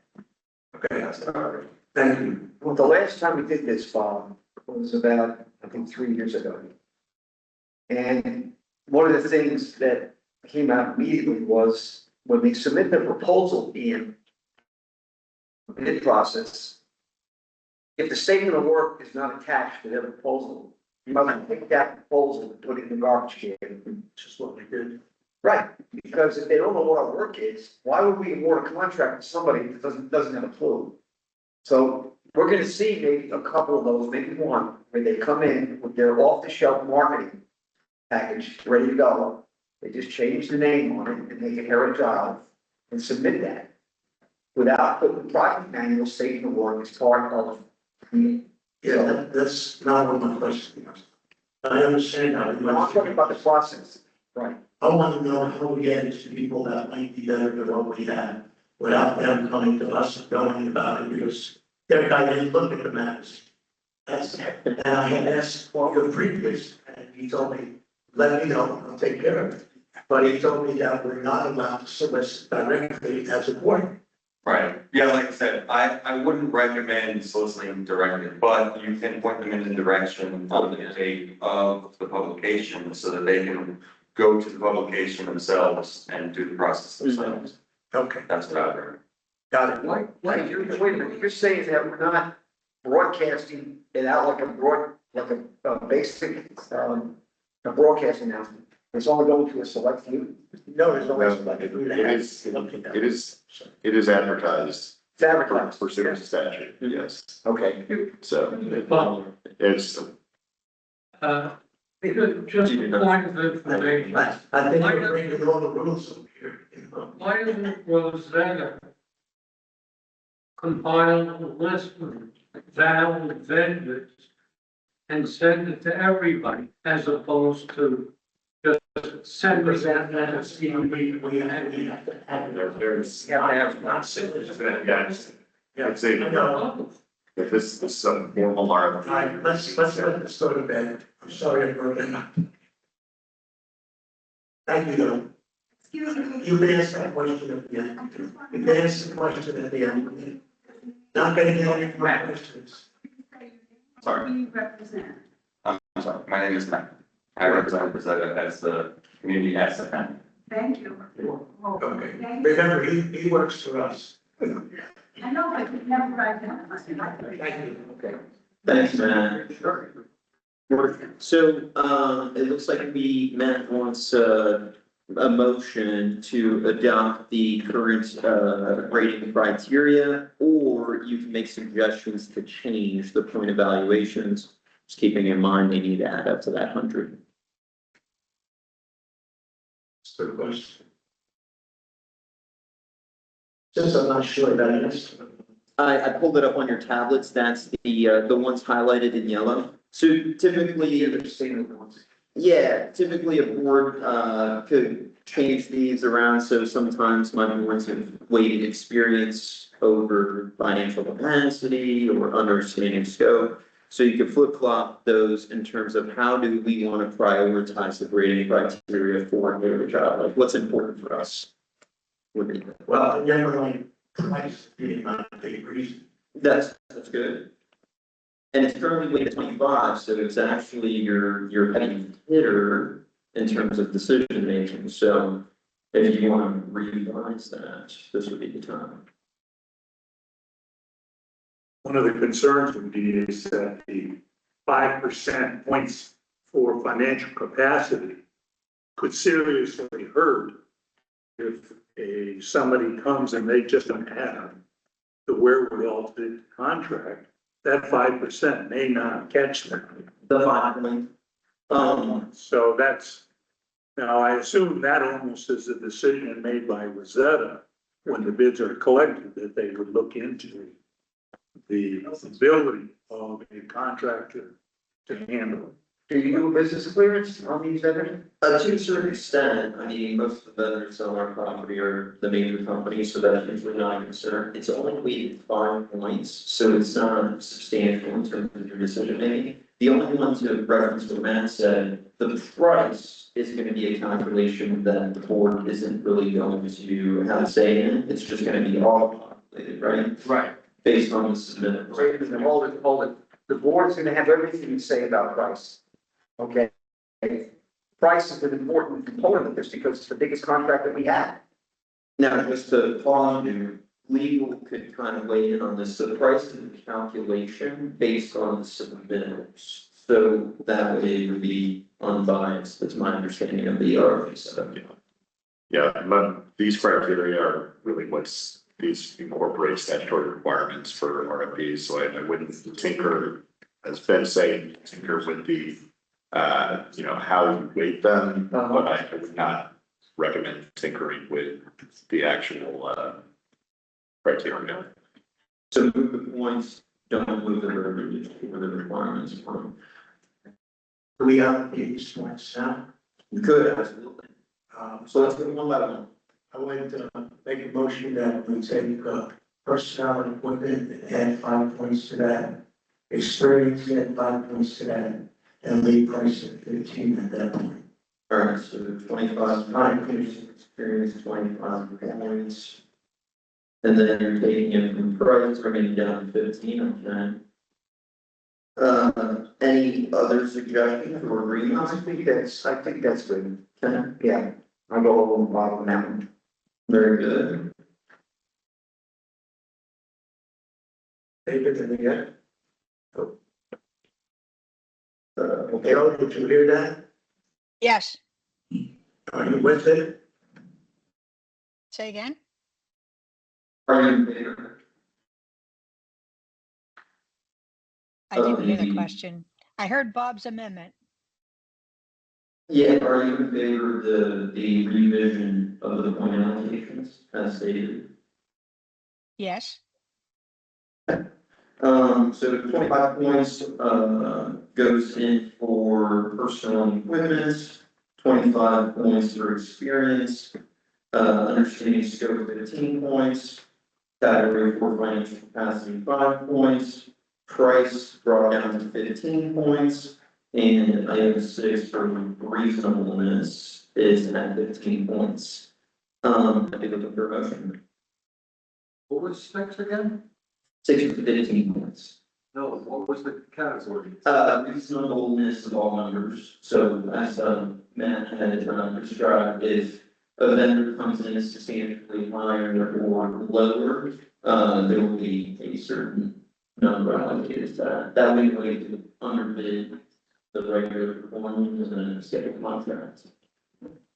Yeah, we do this sparingly, we also trust them. Now, the biggest point is that at some point, the committee that sits down and decides which is the best criteria needs to use this system for guidance, but not to depend on it. Because this type of allocation of points and value can be very susceptible to the interpretation. So it's going to still come down to the committee that evaluates, yes, the board. Right. So let's, Ultimately, it's the board. as far as I'm concerned, that's going to be the key criteria. So Yeah, I mean. I don't have a problem with these point allocations, but you have to get to it and see how it actually works out. You need a vote on that, right? Yep, gonna take a motion in a second, one minute. I make a motion that we go with the new rating system. Second. Second. Everybody in favor? Yes. Aye. Joe? aye. Aye. Thank you. Okay. All right. Want to take a 10-minute break? Sure. Reset. You want to call everybody online? We'll be right Want back. everybody to come back. Brian, check your text messages.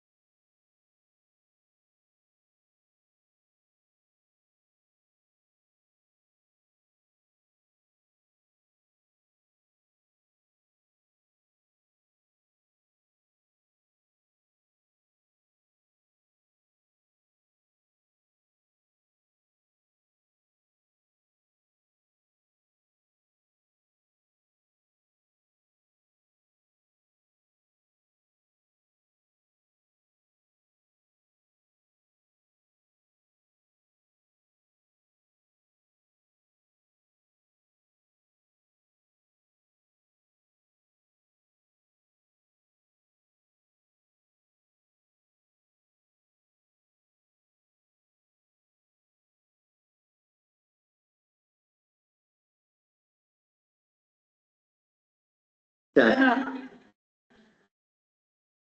I knew this was gonna happen, but. Okay. I have district council, Kyle's, your turn. Everything's going on in the Tallahassee.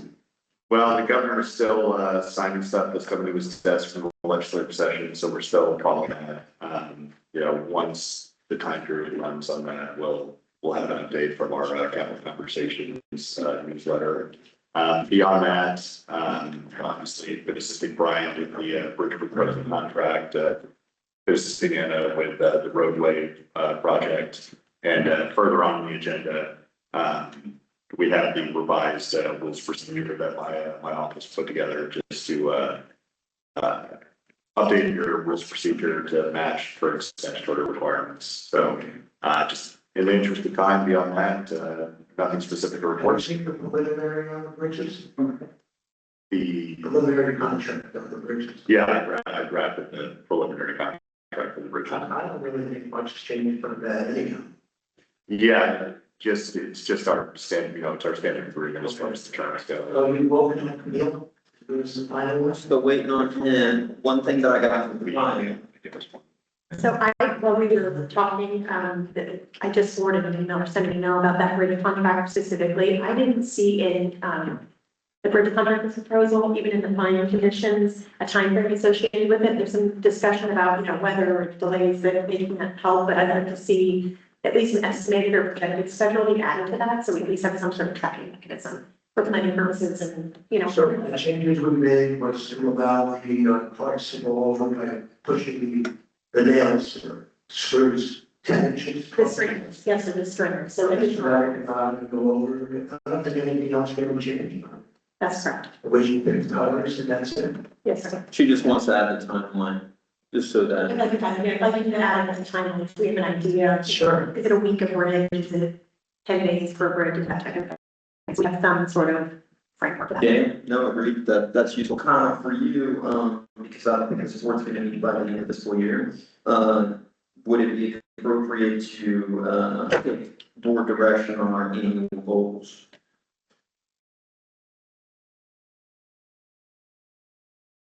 Do we have them yet? Are they in the agenda that need to be formally adopted? So we currently have financial and operational. My thought is we can rolling that over. Yeah, absolutely. So just roll it over and then legal could, put together the resolution and then we'll ratify in October. Yeah. So just to finalize, we ordered the extra caps. Yes, and that's what we're waiting on from Neil to give us the revised. So that's very funny because it's Bill's suggestion. Originally. Right, Adam? Yes, sir. We should go over there because we'll get it at a better price. And that's, there's those who said it very honest. Yeah. That's why I hated that. And I think I agree with that. I think there were a question about, on where we can store those. Yeah, David will give us space. Just on the stage, okay, as long as you can remember that they're there. David will give us space. Okay.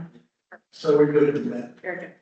And just looking for a motion from the board to roll over your annual goals for, financial goals and operational goals. Okay. Let's take a motion for Steve all there. Motion, Ken? Motion to roll over the goals to FY 27. Very good. I'll second that. Second from that. Joe's off the record. We'll take a vote when you're ready. Any other discussion or are we good? No, all in favor? All in favor? Aye. Aye. Joe? She's out for the call. She had a dental appointment. Sorry, our center retention card. All right, very good. All right, going along, Adam, you done? No, I just have two things. One, I just want to confirm, and I think I said it earlier, but Mr. Moore, I'll be meeting with himself and Brittany after this fall to go over the HIDA-based milling and resurfacing. It also has some ancillary underground components of that, so I'll be coordinating that after this call. And thank you to Kyle for his help earlier this week on some of that, or last week.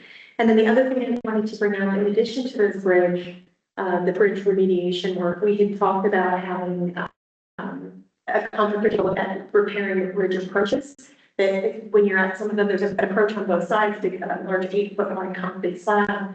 Removing those, having the substrate compacted and some drainage put in, so some 57 stone, I'll call it French drain, that type of piping that pull water away from that area and plumb that into the stormwater pond and replacing those concrete slabs. So I did go to one of the companies all the time, who works primarily in Brevard County, but there's a lot of work with smaller municipalities like Satellite Beach, Indian Harbor Beach, Indian Limited, and Lumber Beach.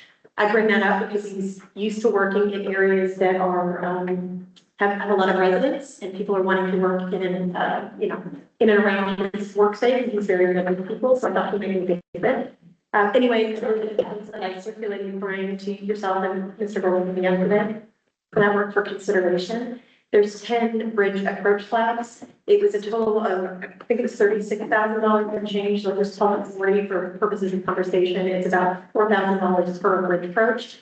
One of the cost saving measures that he implemented in that was he's assuming that he's going to be able to pour all of the bridge approaches in a single pour. What that means is you'll have sections of the bridge not accessible at particular times, but what that allows him to do is not waste any concrete. So if he's only able to do, one bridge or two bridges, he's going to be wasting half a truck of concrete because you can only pour 4 slabs at that point in time.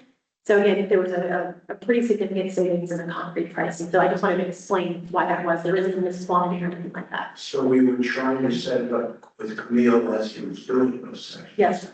So is he gonna be able to do that, or is it gonna thing? No, I think he'll be able to, he would do that work after the bridge is done. So he'll pull those existing slabs out, remove all of that work, and then come back and put So the. we'll have the shading, Correct.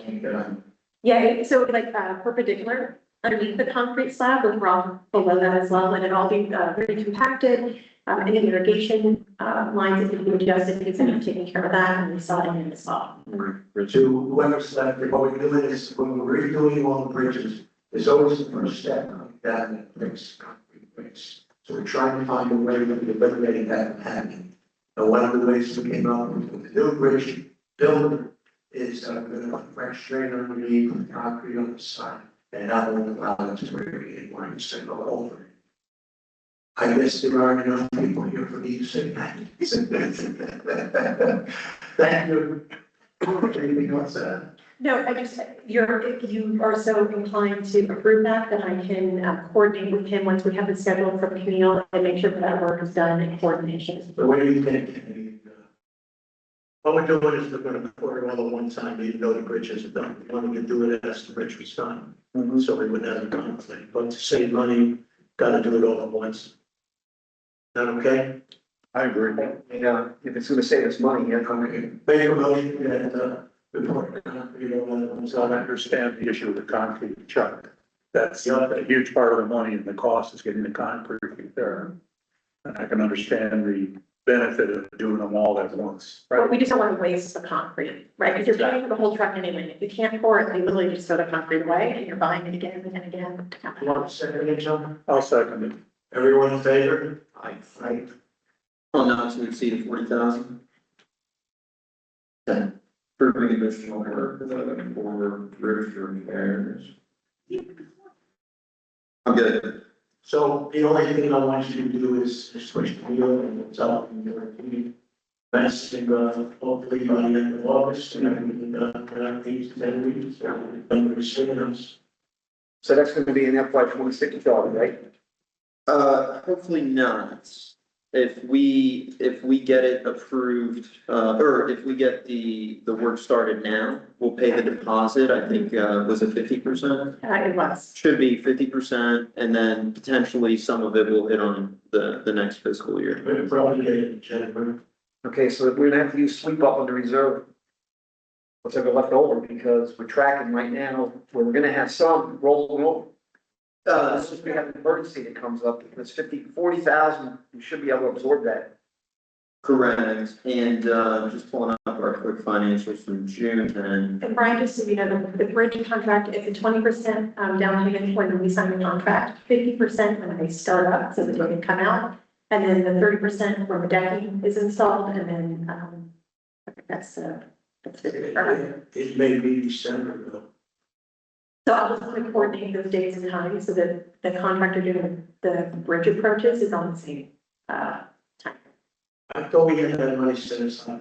We do. So if you recall, board, we we wanted to do this in a 3-year plan, so we rolled over last year 100,000. Next year, we're rolling over 50,000, roughly the divided by 3. What borrowing pay that? Correct. So technically, the way it's working out, it's perfect because we budgeted this year 57,000. So it'll come out of this year's fund, and then the upcoming fiscal year, we already have that budgeted as well, that we're about to be reviewing. All right, how do you think that happens? No, Yeah. you really need to have, we're now in the area where we're gonna start having a lot of maintenance. Yeah, we're getting old. Like the sidewalks, now we're talking about aeration in the ponds, Mm-hmm. who knows what that goes to be? 100. That might be a low number. I'm not sure. That's some of the goals that We don't have, for like fountains or aeration systems, depending on how much, but yeah, anywhere from 50 to 100 grand for the ponds. Yeah, depending on what it is, and I'd like an opportunity to review that, because I'm not totally sold that's the final solution. That's a part of it potentially, but there are other options. I'm gonna go with the guys. Sure, We understood. got a lot of money. yeah. Oh, yeah. All right. Website on it.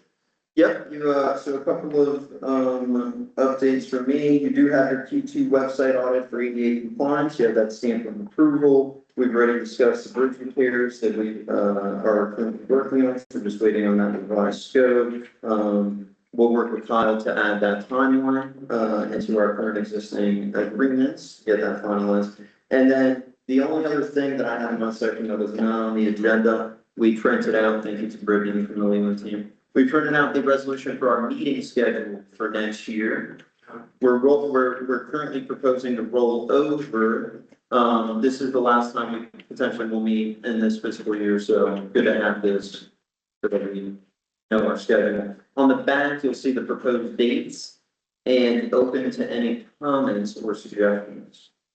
The specific to have in your. No, I'm so sorry. It's, here, you can take a quick picture while they're looking at that. I think I printed. Thank you. So that's currently what we have now, 10:30, fourth Tuesday of the month, just rolling it over. And then we'll put this into the revised minutes. The 24th is the week of Thanksgiving. Yes, and that's usually what happens. We'll usually like move a date. Yeah, that's why we talk about it. So, yeah, as Anna just pointed out, the 24th is on Thanksgiving week, so typically you can move it to like 1 week after in December or before. Any thoughts or suggestions?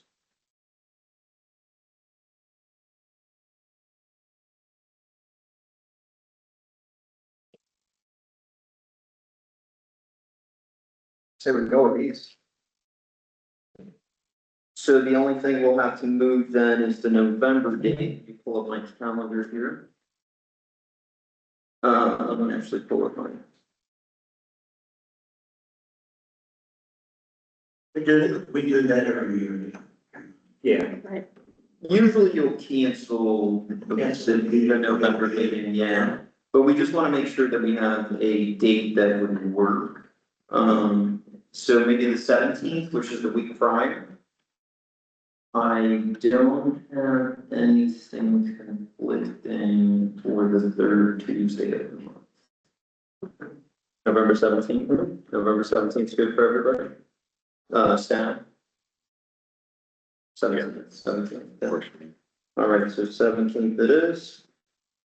All right, so with that, I would be looking for a motion to adopt resolution 2026-09-9, adopting your meeting schedule as stated. Get that up. I make a resolution. What's that, second? Second. Any? All in favor? Aye. All right, wonderful. That's all for me, board. Thank you.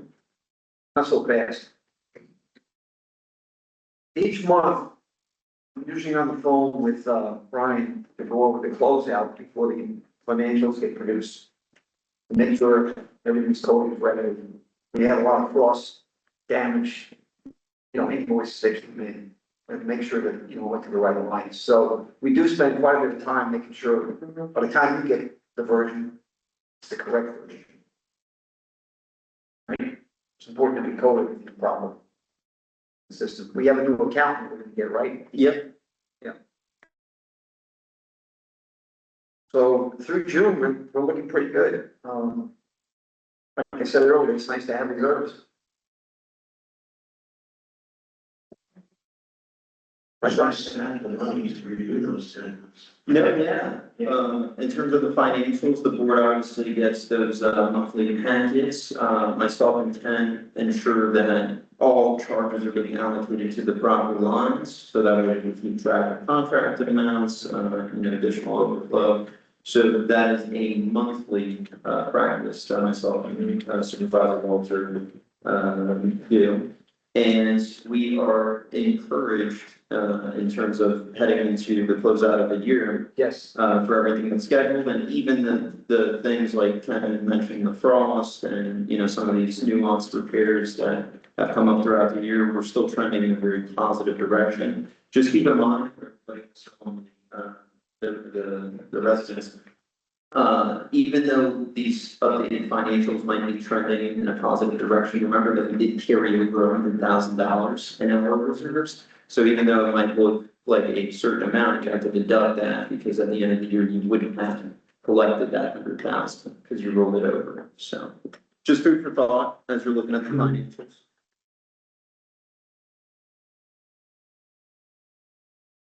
Anything else for district management? Anything I might have missed? No, pretty much question, this meeting was in. It's on Teams. Couple of residents, Zoom link, and like they Apologies. This morning, Joe LeBrecq had notified us that the team link hadn't been updated. So as of 10:13 today, we uploaded it. It's always on our website, attached to the agenda. That was a clerical, miss on our part. But yeah, future reference, CDD website should have an attachment. I will make sure to not miss that for the next one. All right, anything else for district management? Hearing none. Okay. Back to the, meeting minutes under separate cover. Board, on your tablets, there are two items on the top cursor there. One is gonna be the meeting minutes, under separate cover right there. So let's take a minute to review that right there. From our last scheduled meeting, just to make sure everything was in, compliance and, followed our regular meeting. I'll email this to you right now. Sounds good.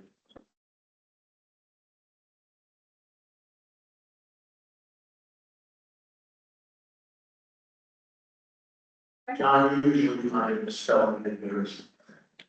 I'm sorry. You usually find misspelling in yours.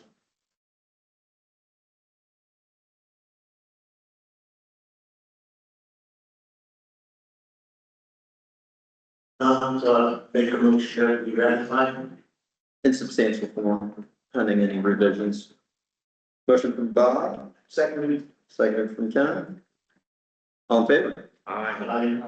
Opposed, motion carries. And, yeah, back to Bob.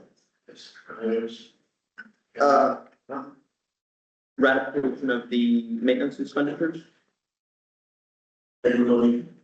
very good. Motion from Bob, Second. second from John. All in favor? Aye. Opposed, motion carries. And, tab 7. Ratification of district items.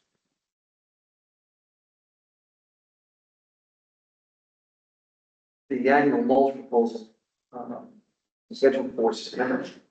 You have 940 cubic yards for CDD, $58 a yard. Comes up to the 54,240. You got 62,300 change in the budget line. So we're ready to go. Now, I did find out something yesterday talking to Nick Valero, Brittany.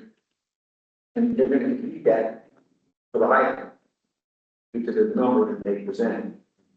So whatever height it does, you know, we're probably gonna have to follow suit because we want to make sure we get the same size, so. So whatever you guys decide tomorrow, that will dictate what we do. This. But we're gonna get the same mulch, sure, in order to go. Which one are you suggesting? I don't know, I mean, I've already approved the whole. Okay, it's sitting there, whether or not we execute that, that's a different story. So if something comes up with the height of it, I'll have to send something to Brian and let you guys know what we need to do. Because basically better knowledge of the price. So Brady said, Brady said this mulch, the proposal she got is a better price and it's a better mulch. Is it the same, is that the same mulch that was used the last time that we're using again? Well, for us, we've been using them for the last couple of years, shredded hardwood, Yeah, right? So, we were really. and the homeowner lots and the clubhouse have been getting shredded hardwood. So collectively, that's what we use throughout the whole property. Yeah, but a year or so ago, we went from what was large chunks. The pine. down to the pine or better, which I thought did a better job of spreading and staying. So. Yeah, we went away from the floaters. Correct, yeah. That's why we didn't like the other way. Yeah, it maxed down, the shredded hardwood was better. That It stays in the. Yeah, it does, yeah. So, And that's my question. That's what we're reusing this year. Right. Pending Right. items, depending on what height it does. What I understand. you do more uniformity. So we're not gonna take a vote on the floater. Well, so these are items for ratification, meaning they've already been approved and billed for. So it sounds like Ken is obviously involved with the landscape. So even though this has been already approved per our budgeted amount, we're gonna hold off on moving forward with the mulch proposal until we get direction from Brian. You could still take a motion to ratify items 1 through 3 on tab 7. So let's go ahead and do that. Yep. Make a motion for that. Second. Second. Everyone in favor? Aye. Very good. What about replacement? There's, Yeah, we had a problem, there was some over there couldn't be repaired. either original valves. I don't know how old it was, but, you know, we're getting these now, these valve replacements. Not just on CD property, but also on item. What do they run these days? Age is not upfront, it depends. How much do these run, once we have to replace? Those cost you 1,800, Bob. 18 for each, So it's. No, but we need 4 of them, right? Yeah, that was for 4. So 1,800 divided by 4 would be. Oh, 1,800 total. Yep, 450 per, yeah. yeah, they're not cheap. Not for a little while. No, Okay, clock 2 replacement. that's the one that got hit by the, Hydrant. lightning strike. Mhm. Right. And we're following up with the insurance claim, so we'll keep you posted on that. Yeah. Do we need to put a number behind these, approvals? No, these were just approved in your motion for tab 7. So all these items, again, have already been approved and paid. You're actually, if you would like, you're probably going to move to tab 8 for public hearing on adopted budget. Okay. Okay, Tab 8, when ready. Bruce. That's good. Plant and launch installation, that's on the corners. yeah, Yep. And these suits we have none. Yeah, we're done. They're all done. They're all done, so, So next year we beautify. yes, That's the value. I like this. right. Well, I think we need to look at that. But we also need to realize that whatever we pick, it better be frost tolerant. Mhm. Okay, that's what we have in the front meeting right now, those plants are all frost tolerant. They will grow, people are coming up to me and saying, well, it doesn't look like a wow factor yet. You're right, there's small plants that's gonna grow. Yeah, I told them if it still looks the way it does now, we can augment with some, the yellow sunflower, perennials in there, and get some color. But they've agreed, the ones that, they attacked me during the recess saying, oh, we need to make that look a little bit more. It's funny here, I actually had some people, oh, now I can see the road, say, See, oh, you've been driving in the car. yeah, right. So we shouldn't have more line of sight from like, that's gone. Over public systems, Filter clean, Yes, God said, we have to keep doing that. just maintenance I item. know that's some of the things. No, we gotta get separate for that. That's to do a cleaning job on this filter system. That's I mean, I know what it is to do. yeah, but that's almost a full day event. Yeah, I was wondering why it's not under the regular maintenance. There's thousands of discs in there. Thousands, They don't, they know. they know. That's why they got the monopoly. Yeah, Florida. Okay, let's go to the final hearing on the budget. Somebody here about to say anything? What do you mean there's? We got one? No, and then Bob, you're just gonna take a motion when ready to open public hearing and then comments. If the board would like to discuss prior, you could. So I make a motion to open the Open the public hearing. public hearings. second, Second from Ken, very good. I make a motion to close the meeting. Nobody said it. No, okay, all right, very good. All right, so Bob, seconded by Ken, very good. All right, review the budget. And then, real quick, just all in favor? Aye. I oppose, motion carried, very good. Is Joe back or not? Joe, let me check my team. Joe, are you here? Joe is here. Joe's on the call. Very good. So the public hearing is now closed. So board just reviewing our approved proposed budgets. Just to remind the board, myself and Ken annually, we will meet, we spend about 2 to 3 hours reviewing all of our current contracts, reviewing all of our current trends when we're setting this budget. The board, I believe, has set a very healthy budget and, reviewing the overall, I'll just go real quick through each section. If anybody has any questions on a specific line item, please inquire. The administrative portion between lines 22 and lines 41 are basically your annual CDD requirements, your arbitrage, management fees, engineer fees, so on and so forth. So you can see there are some variances there on your accounting services, administrative services. Again, these were proposed just per our regular contracted amount. Management, Rosetta fees are subject from X amount of percentage. Again, these were proposed and discussed. There was some additional variances as well to your services. And some liability insurance as well. And then everything else stayed flat. Any questions on administrative section? All right. And then continuing on utilities, just as a contingency, continuing to account for that 3% increase annually to keep up with inflation. Though we are trending in a positive direction for utilities, so that is a big sign.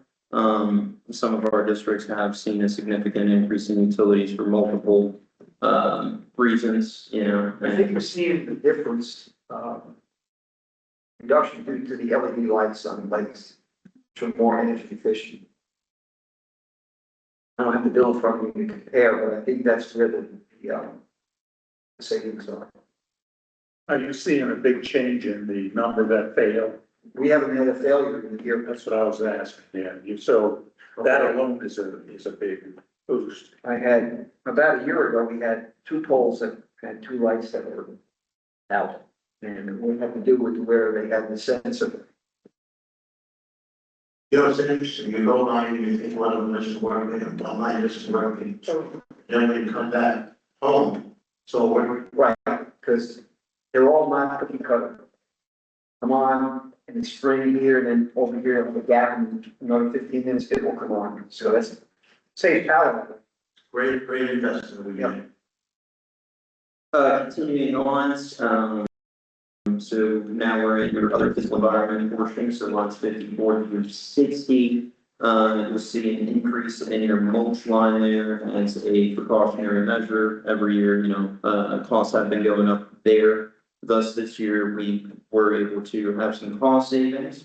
And then prepping for the landscape RFP. So a huge portion of our annual increases this year is actually coming from our landscape maintenance.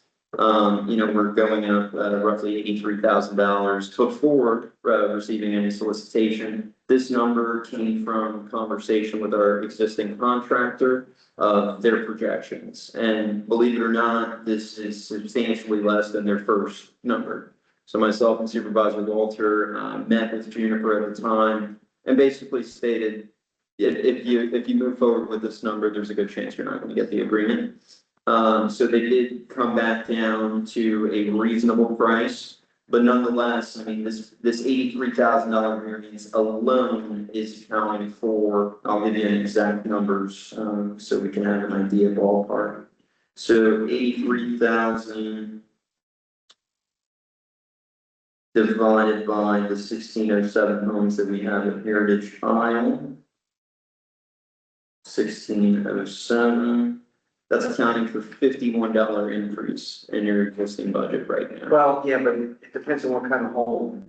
Correct. So if it's at the top end, which would be around $80 increase for the year, that's 22 cents a day.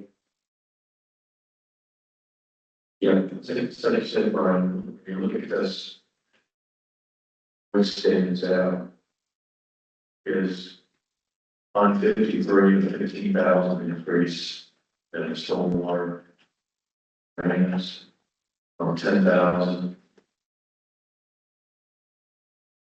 And you've got mulch, but you've got 83,000, and you got 13,000 for irrigation and infrastructure. So that's where most of the increases in general fund that are coming from. But that 83,000 is starting to almost 25% increase. And that's substantially higher than what you got from Jennifer for the high-end contract. Otherwise, they're socking to us like that, so bad in comparison. So we did an exercise, we looked back at our previous RFP, and the closest bid was down to earth. They had come in at 380,000 at the time. That was 3 years ago. Several landscape companies actually also have been implementing a fuel charge increase to their agreement due to, the current war. So in addition to inflation over the last 3 years and some of, the economic situations that we're facing, we believe that Juniper at the time, HIDA is a part of this community, so I believe that the CDD is not necessarily the lucrative portion of their contract. I believe that this is more so in addition to. We pale in comparison. That's right. Okay. That's right. And I believe that they're now looking at their profit margins and trying to get a little closer to a reasonable goal. To be blatantly obvious, I think that they just bid lower because they had the leverage of the HIDA contract.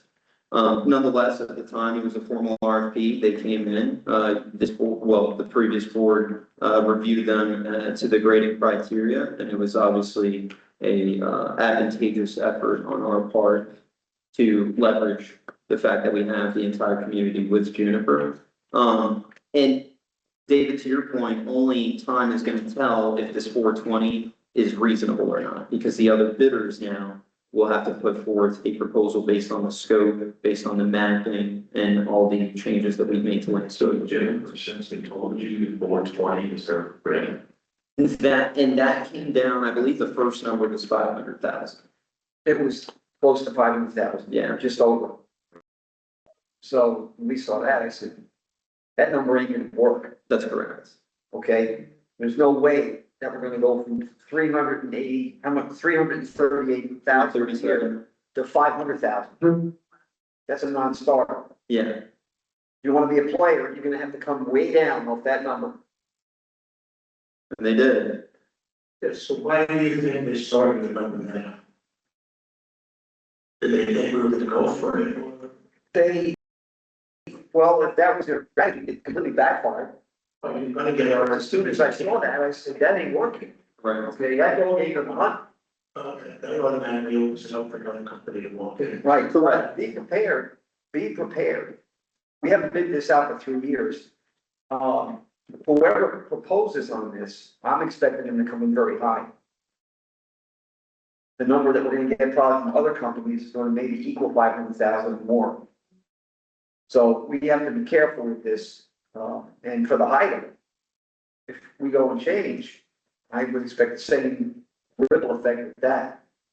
So we're a fiscal year, and they read a whole price steady for the remainder of the year. Is that reflected in this price? Because we're gonna have essentially, 3 months of 25% of this price is the old price. Is that reflected in the storage one? It is not reflected. If you recall in our proposed budget meeting, that's when the board had stated, hey, we need more time on this RFP. We would like to ask Juniper to do X. The only thing that we run into, David, is right now you have a rough number. And to Ken's point, because we are going to do a formal RFP, we don't know if this is a higher number or a lower number. So let's say if we bring this down and, the next bidder, or the next highest bidder is gonna be at 430, even then, we don't truly know what we're gonna be paying for landscape services until we complete the RFP process. I think it's 25% ridiculous. I would personally say, yes, come on, be reasonable. Be reasonable, that's the kind of reasonable increase. It's gotta be under 10%. What was the increase in item for the new contract? Oh, they haven't done it. What was the number they asked for, how much more percent? No, they haven't gone out to bid yet or anything. So I guess. We were small on CPI increases. 3%, it just wasn't like this. Brian, wasn't it, not to speak out of turn, I think, if I remember correctly, and this was a couple project managers ago with Juniper, but didn't they come back and say that when they originally bid it, there were like exhibits or something that they didn't realize the scope, like there was an extended scope that they hadn't included in their original number, which is why they didn't come back and I don't I think they initially asked for it, you guys said no, and then this is a We result of that maybe? did a 3-year contract, we just did last year. Now, thought you renewed because we were trying to get it to match you. We are, and we'll finish up with this. Yeah. So this will expire. I thought it was December. You still have 2 years left in the first. 2, I think you have 3. we just did it, right? Because we had so much to have this section, we had multiple people come in and presentations and we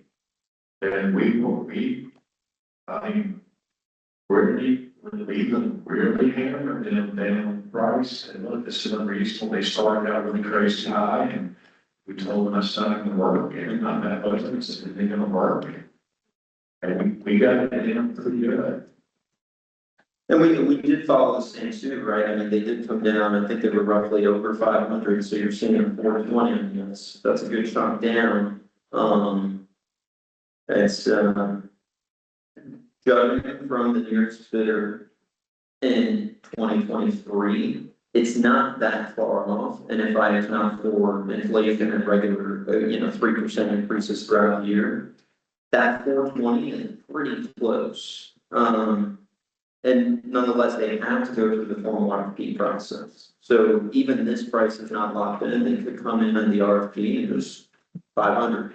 That's what you got. What's the period of time for this? For the budget or the budget, you're gonna adopt the budget today. What's the period of time for the contract? 3 years. 3 years, starting for it. We're gonna Well, want, January, starting January. we're gonna want the tie up. So whenever theirs ends, that's when ours will end. We'll see lines up and circle. Yeah. That's what we're trying. But we fix that. So we're paying the same monthly per diem rate that we've been paying all along. Is it was 30 September. In other words, we're paying the same amount. It's $28,113 a month, I think. 337, by the way. 337, whatever. So percent by neighbor is it's gonna help. 28 and some change. Yeah. Correct. To Anna's point, she actually, Juniper at the time, if you recall, in the beginning of the RFP, I think they had misunderstood the staffing requirements and the scope. So that's typical, like labor, you know. I mean, they may be right, I'm not saying that they're wrong. Obviously, what they're getting done, they're trying to push it through, not working out for it. It's obviously, now it comes to labor, but now they raise their bid. It would kind of reflect that, and plus every bad time now with diesel and gas, where I know that they're getting a lot of money. Also the fertilizer at double the price. Prices have gone up, I will tell you. So that's getting within a 3% increase. Okay. You know, that's just the benchmark amount we have in there. Yeah. Okay? We better have enough in there to cover what we need, rather than having to go out and ask for more. So I think the 420 is a good number. We may get it less than that, but there's no guarantee we're gonna get it less than that. And plus, it has to be extrapolated over the next 3 years. We can get it less from them, but maybe not from others. Right. That's why we really need to know what the number of the kids out there. If we know the number is 500 from other ones that we trust, then we know they're giving us a great deal. Correct. The next question is, why are you giving us a great deal? Right. You know, are you cheaping out on the labor again, cheaping out on something? Because if your competitor is 5 and you're 4, something's almost too much to expect. And I think that's what we discussed, because the HIDA contract is a factor in their pricing, I would. Yeah, they're motive maybe when we're getting higher, I don't know if they're overpaying, underpaying here. Somebody who's gotta be the same number for both. And the only way we're gonna know that is somebody who's concerned. Well, they're paying on their dime more people. So So, they're paying what the monthly per diem rate is that we honestly pay. I was paying over 100,000 a month. I don't know the exact numbers, but when they say more people, that's outside of their budget scope. They're gonna have to eat that, right, okay? Right. We're not giving them any extra money for that. That's, so they have a new contract now, they don't wanna eat it. no, well, Well, they want to do it's this. a difference. Yeah, they don't want to use. But for second five, it's like, holy crap, you did a 30% increase on us. The extras, we were wrong to begin. But That is the let's find that. Yeah, correct, and Let's that's, put it on money there to find that. But Stan may be right, a better company may want to find it. I don't know. Yeah. Sounds like they would. Sounds awful cheap, but then again, right now, I'm not considering it for a better company. They're constantly rising how much money they need. They're constantly on putting the hell out to the street run. I don't want to do that. I want a company that doesn't before we on the street. It's not gonna cost us a lot more money. Then I'll be on the street for the next year or two, I don't know. But then there's the 1% price, it looks like we're getting raised. We're not, because they want to give. we just negotiated well. Yeah. Well, you're hiring people all the time, getting rid of good people. Every time I'm on site, I'm playing another person. That's something's wrong. Nonetheless, myself, Why can't we allocate the 400 or something? That may be a little bit.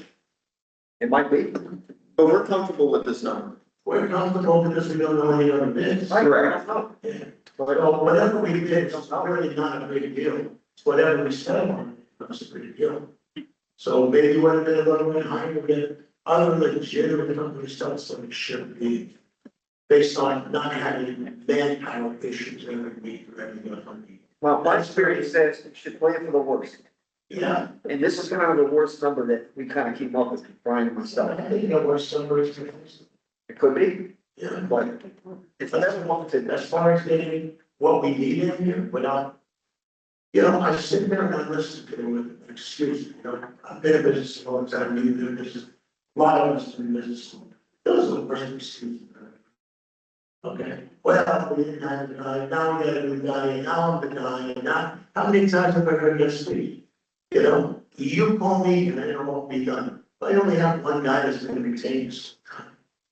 Okay, and that's the water guy. What's he gonna do for my rest? Okay. I think that first one in 500 may be legitimate offer, even though we got it down. Because they know in their mind, we're not gonna approve that. But maybe if we do it for our sake and start looking, we'll find out what is right and what is wrong. I just don't think they're serving us. And that's kind of happened really recently. The last 6 months or so. Before that, I thought they were fine, they were good. They were. Now, remind the board, we already set our not to exceed, so we cannot, I mean, you could increase the specific line if you would like, but you would have to take it from throughout the budget, you cannot increase. So increasing our budget numbers doesn't mean we're saying. It just means we have the ability to do it if we have.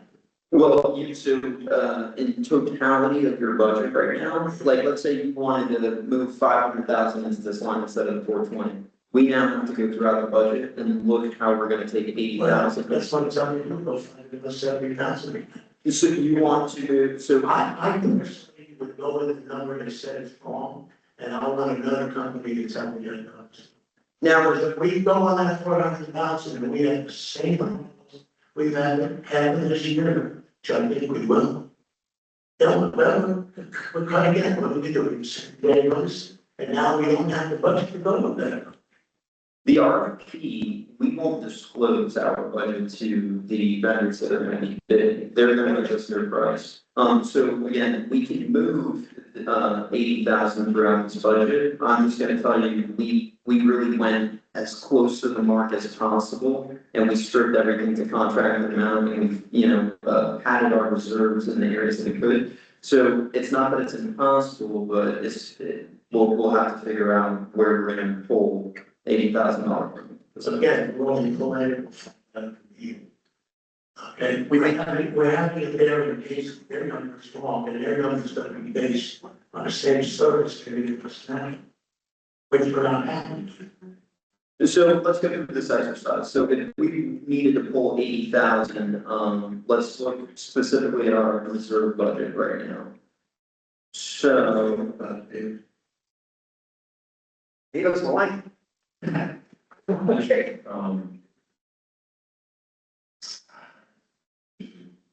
Just look at this, a budget, we don't need again. We have to approve the budget today. Unless we have another meeting between now and right next week. Don't want to do. We could approve that budget at different number, we should go. Yeah. Then we can move it around, if that's. But I think that number, whichever, if we say, I was gonna say, like, when you come back and no, you're not getting a 25% increase. You're just not, that's unrealistic, we're not going to agree to that. And I think they'll fall, just like they gave us, if they were 25% for the rest of the year, that they all know in price. It wouldn't make sense. I think if you put money in reserves, if it's like we add money to reserves, that's okay in my mind, because if you don't spend it, that's great. Correct. And that's a good safety place, but if you start not moving money around, reserves gets bulked up. But at the end of the day, it's still, we don't know. That's what I'm like, and I understand how much better you can sit down with somebody to go about information, you go about information you got. Personally, this one, 25% increase from these guys, that's $7. No, I do appreciate that sentiment. The difficulty is because we're CDD and we have such strict regulations, is it has to go through a formal RFP process. So even if we wanted to stay strong on them, we can't.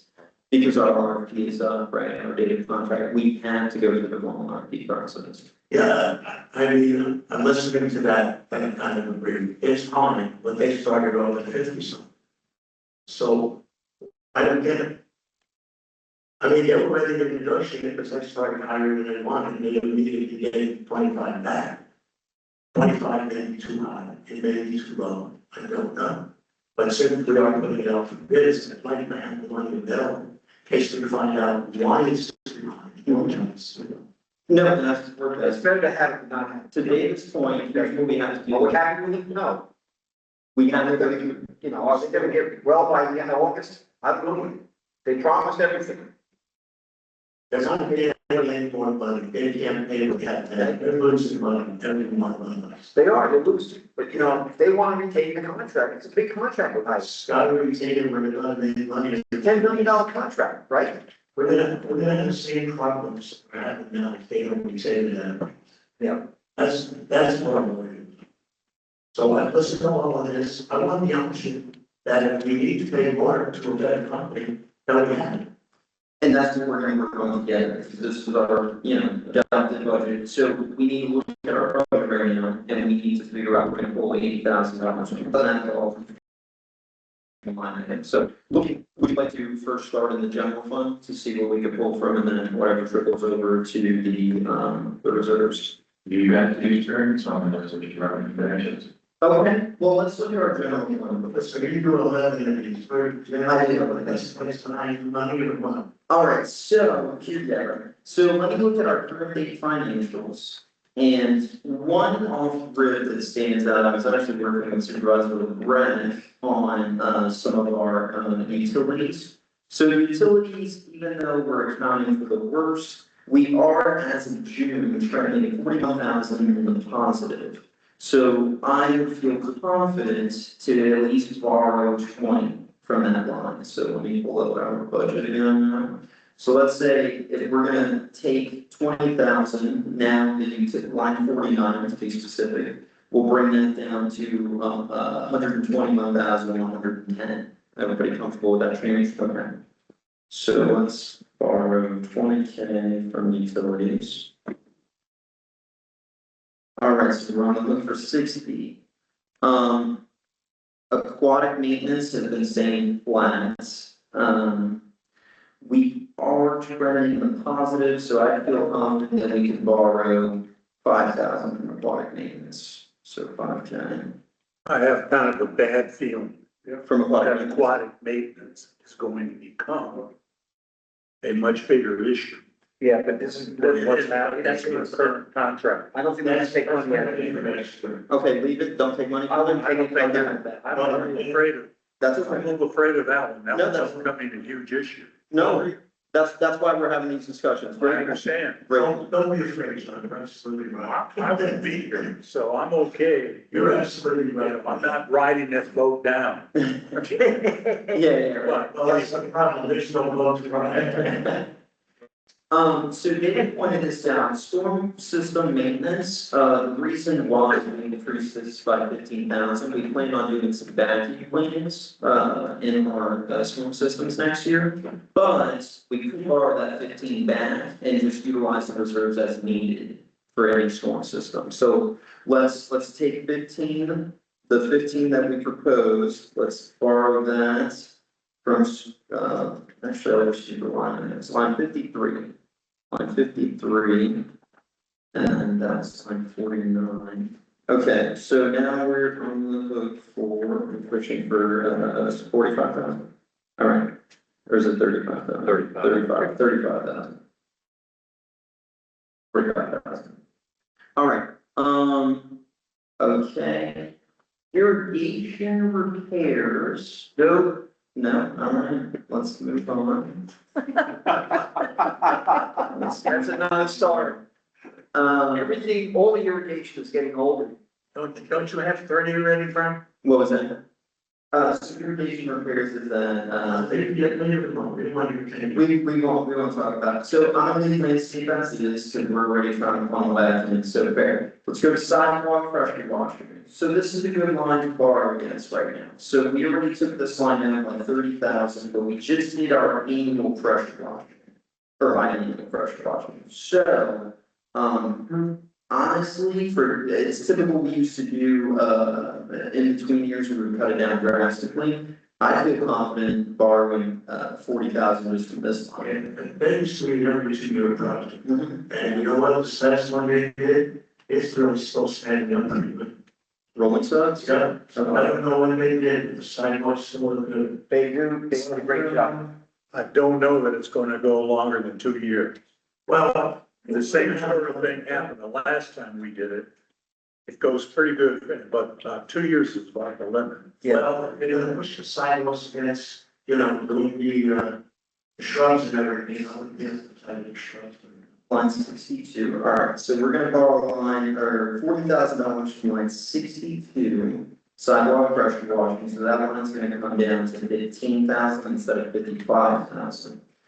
And then, so for sidewalk repair, we just completed our last phases of sidewalk repairs. Now, we are going to do the exercise annually now, so even though, I think it was like for phase 1 and phase 2, they're gonna go back in and do a like walkthrough to see what's lifted in the last 2 years on that side. So we're still gonna have sidewalk repairs. However, we also have sidewalk repairs covered in our reserve budget as well. So I would feel confident getting our remaining 5K from sidewalk repairs. What do you think about that? Yeah. All right, So we're gonna well, that's why I'm really proud, so.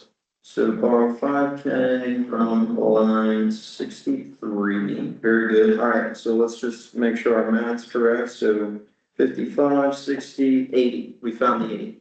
So we'll bump up, landscape maintenance, line 59, we'll bump that up to 500. We'll have that, Yep, so now that would be 500,000 and these lines will be decreased as stated. Okay. That way, no increases.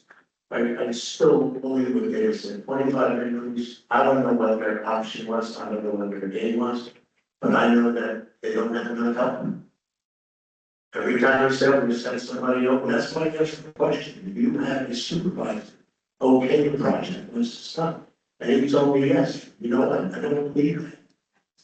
I never see a ticket signed by 2 people. Anyhow, I just think they have a problem that means they're not making money.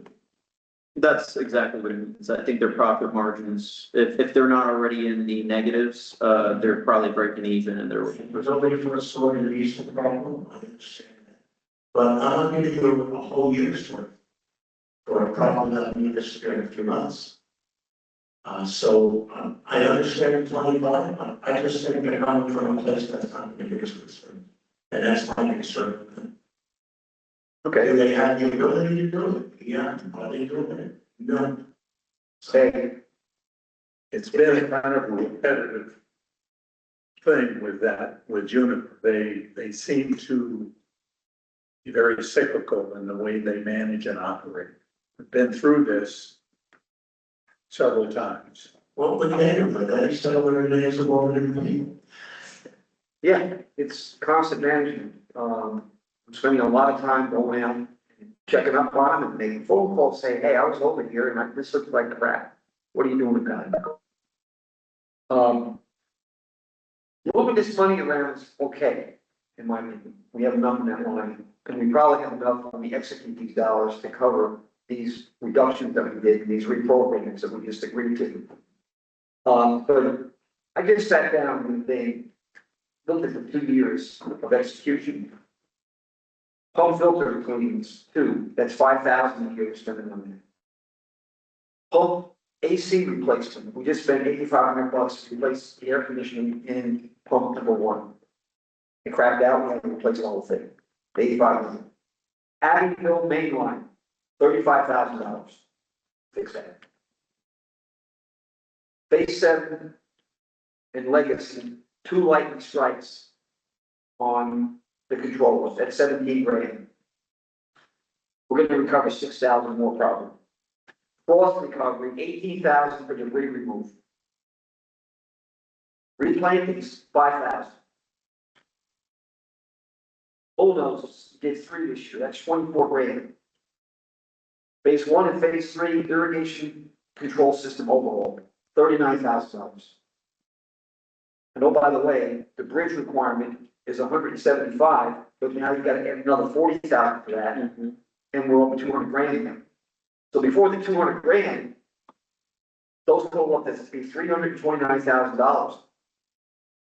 Most of those things are really not budgeted for. So that's why you have to have a robust reserve to cover these things. Otherwise, you gotta reach out to the community, get more money, and that would be a no-no. A lot of those are covered in the expenditures that we have put away for long term.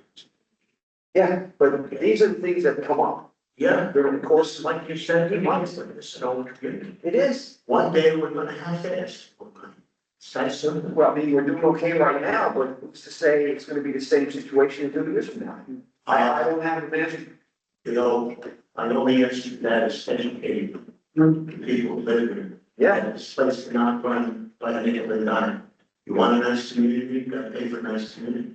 And at a certain point in time, they're gonna start understanding that, but the issue is, we don't get enough information. Here you are complaining about the pond, and they're all absolutely right, okay?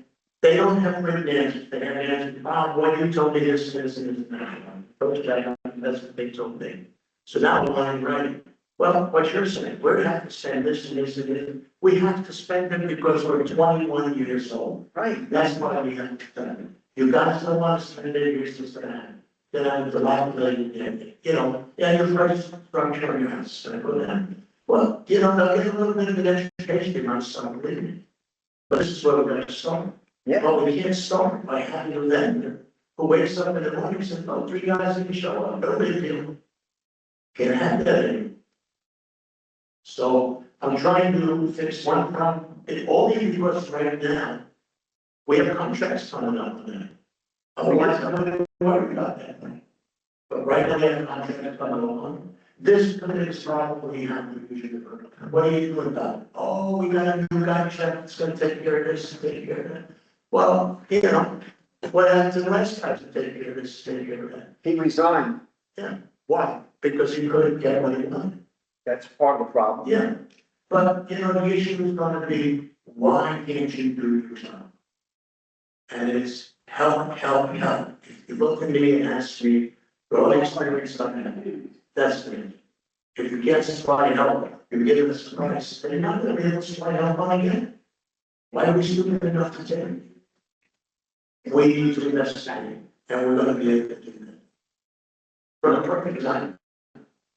And then just to wrap up our budget, if you look at your reserves, this is a good time for the residents to listen in. So with these bridge repairs, roughly 200,000, the board wanted to ensure that you didn't just get hit with a substantial increase. So the last fiscal year, they carried over 113,000 of their surplus to offset a significant increase. And we basically accounted for this in a 3-year span for the bridge repairs. So this next fiscal year, we're rolling over half of that, the 57,000. And then next year will be the last responsibility of the homeowners for that remaining 57 or $113,000. So next year, unless the board so chooses, we won't be carrying over that balance. But again, this is an effort to spread that out instead of just all at once. Here's a $180,000 increase.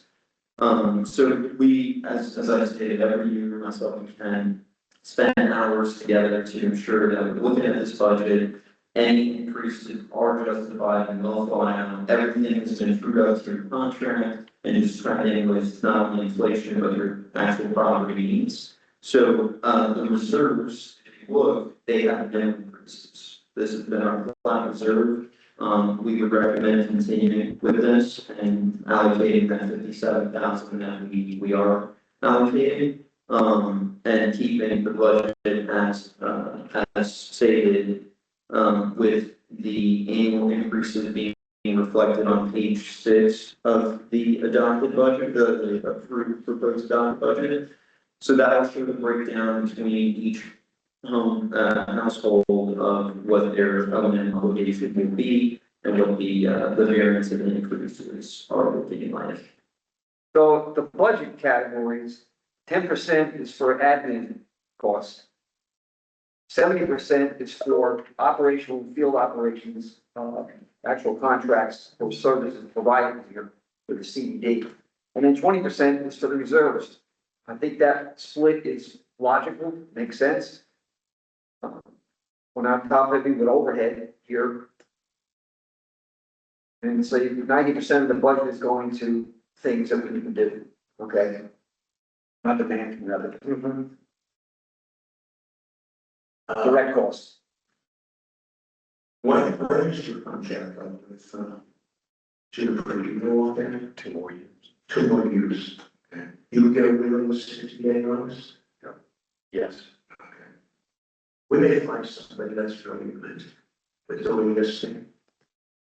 And you guys be one too, that's what I asked. Yeah, we have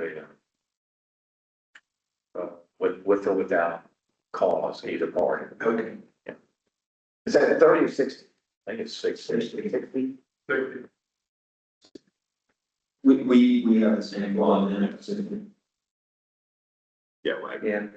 we either have 30 or 60, it just depends on what they agreed to, but we do have a termination similar to. Well, let's depend on what items.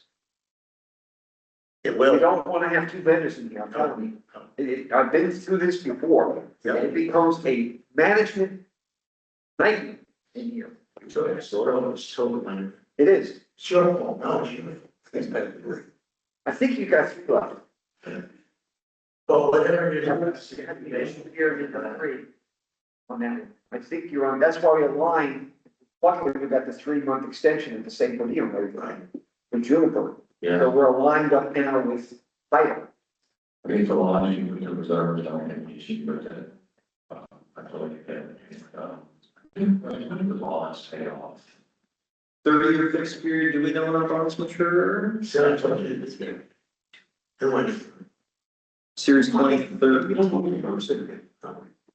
But, you know. somewhere in 2023 somewhere? 24 is, both have to be put out there at the same time. Yeah, well, that's paid off. And if they got 2 years, we should only have a 2-year. Stage. Well, we can go out there. Free cash for that. Yeah. No.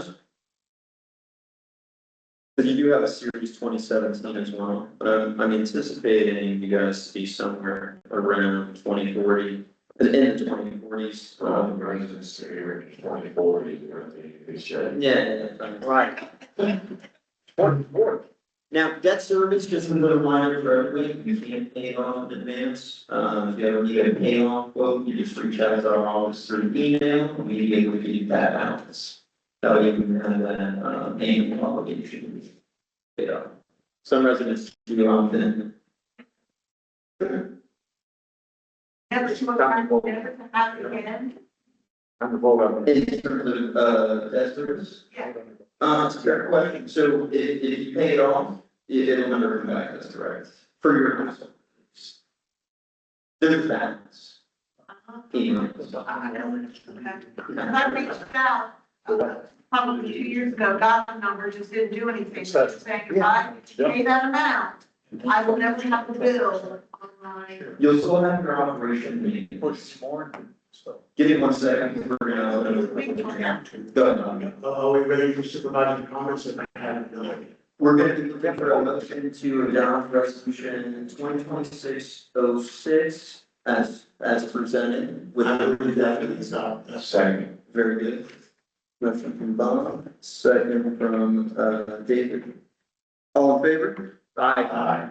Opposed, motion carries. Anything before we move on to act the resolution? No, I mean, we need to open the public hearing for, the assessment. Okay. So, Can you get the response to that? No. Just do it one afternoon for us. yeah. Procedure. And then, yeah, that's coming up too. We are on tab 9, Bob, for any other special assessments. We'll have to have another public hearing or open for public comments. Get a public hearing for the budget. That, we just did that. We already did that. What are you? I've been sitting here wanting to make a comment, and you Trying said, to keep it on so we know it's back there. can I make a quick comment?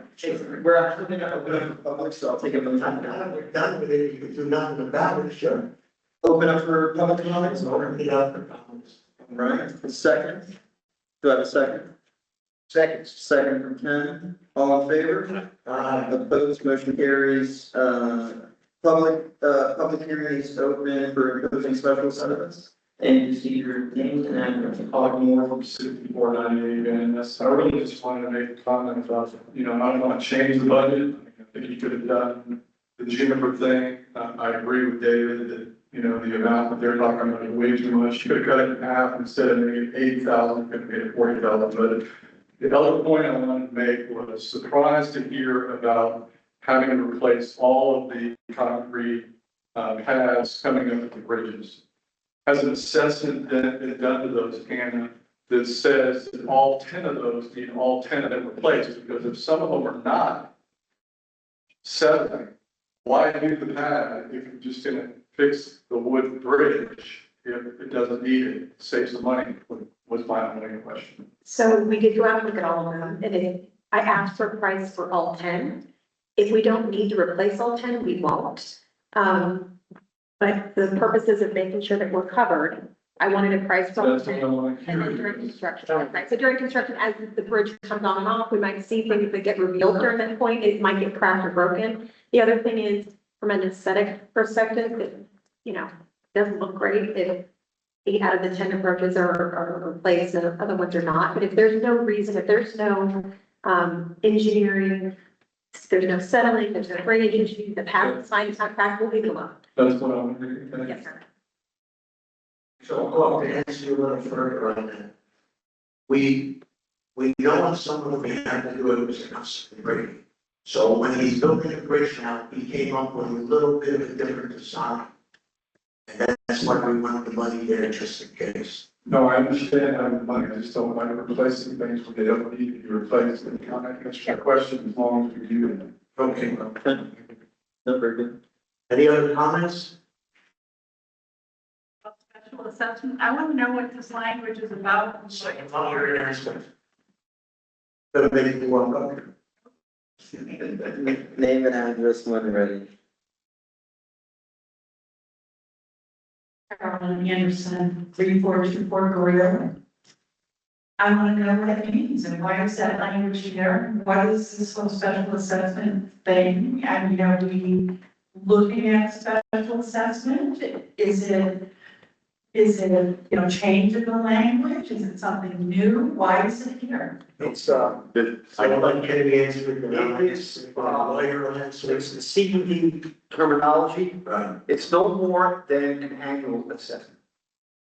It's not like we're gonna go out and tax addition on top of the assessment. They just use the language special assessment. That's the same thing as the annual assessment. So why is it here? So we just passed the budget needs to be funded, so these assessments are what is funding the operations and maintenance budget for the year. Okay, well, when I read through the language, it sort of says that if you need more money, you can do a special assessment. I mean, that's what it's saying to me.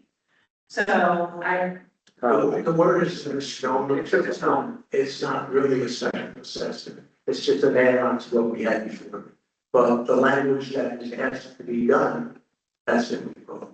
So a special assessment would be like, hey, we got no money, we gotta do bridges and you gotta pay for it. Right, that if something, you know, catastrophic came up that, you know, the board just is not funded for, they do have the option to levy an additional special assessment, but we would have to go through this entire assessment process specifically for that as well. It'd be a separate process. This assessment that is in the agenda package today is solely funding your budget for the operations and maintenance budget for the year. okay, I'm understanding that Yeah. piece. Just having this language in there, it just said to me, and I got questions about it. Well, okay, sounds to me like, you know, maybe they don't have enough money for something and they're looking at something and that they're going to, you know, ask for more money later on. So, You were about the 100 that asked me, and I had no answer. So I asked, it's nothing more than a misnomer, it's still in our budget, but it's not a special about it. It's just money that's gonna be spent. If we need something special, we'll put special. Twice. Thank you. So, Why is it have to be used for special, why can't we use for annual? It's just terminology, government terminology. It's, if it does do something wrong, you know.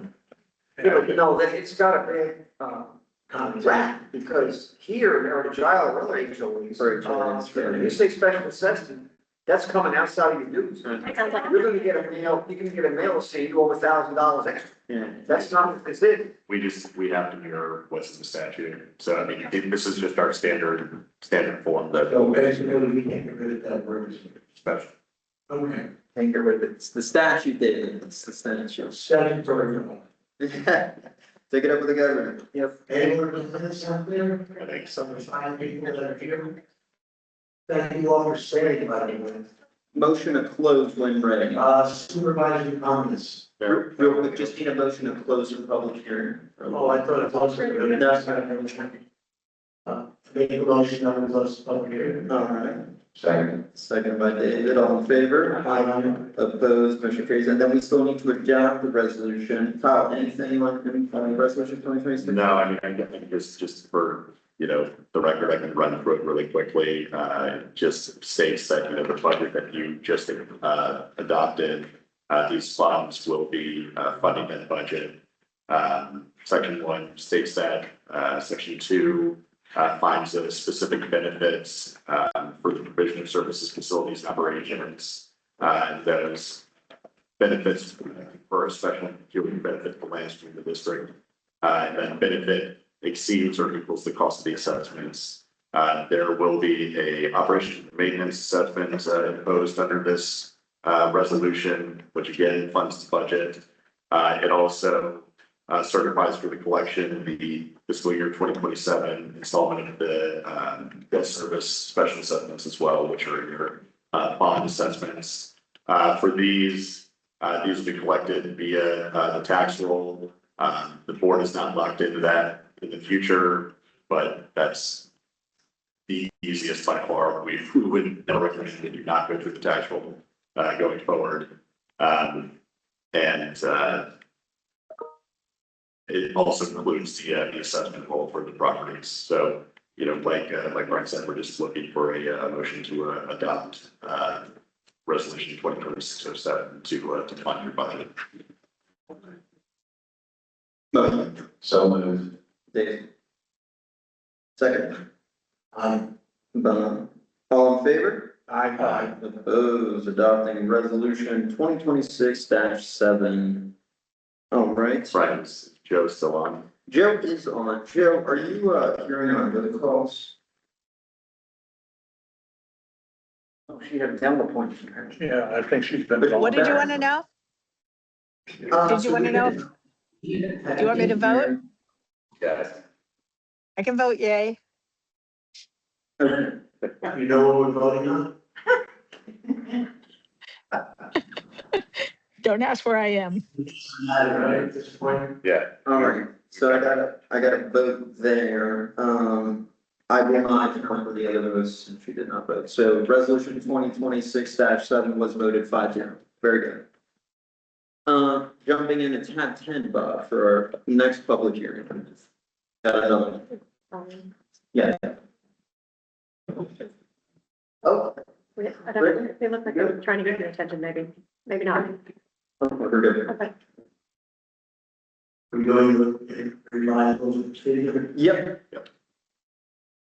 And I can just say these, before we open the public hearing for it, these rules procedure, this is just something that we're rolling out in all of our districts, as I said before. It just updates several sections, most notably your rulemaking sections to this. There was some changes to state statutes, which kind of extended the time frame for the notices that need to go out for that process. So these changes in here are just bringing your rules of procedure up to current statute. Any changes on Like I said, most of it is in the rules of procedure. There is additionally a addition reflecting state statute that board members present do need to take a vote on issues. So. Any other Discussion? Do we need to do public hearing? Yeah, we need to open a public hearing on it, but again, it's statutory changes, so there's really nothing. So I make a motion, we have a public hearing, with 4 people.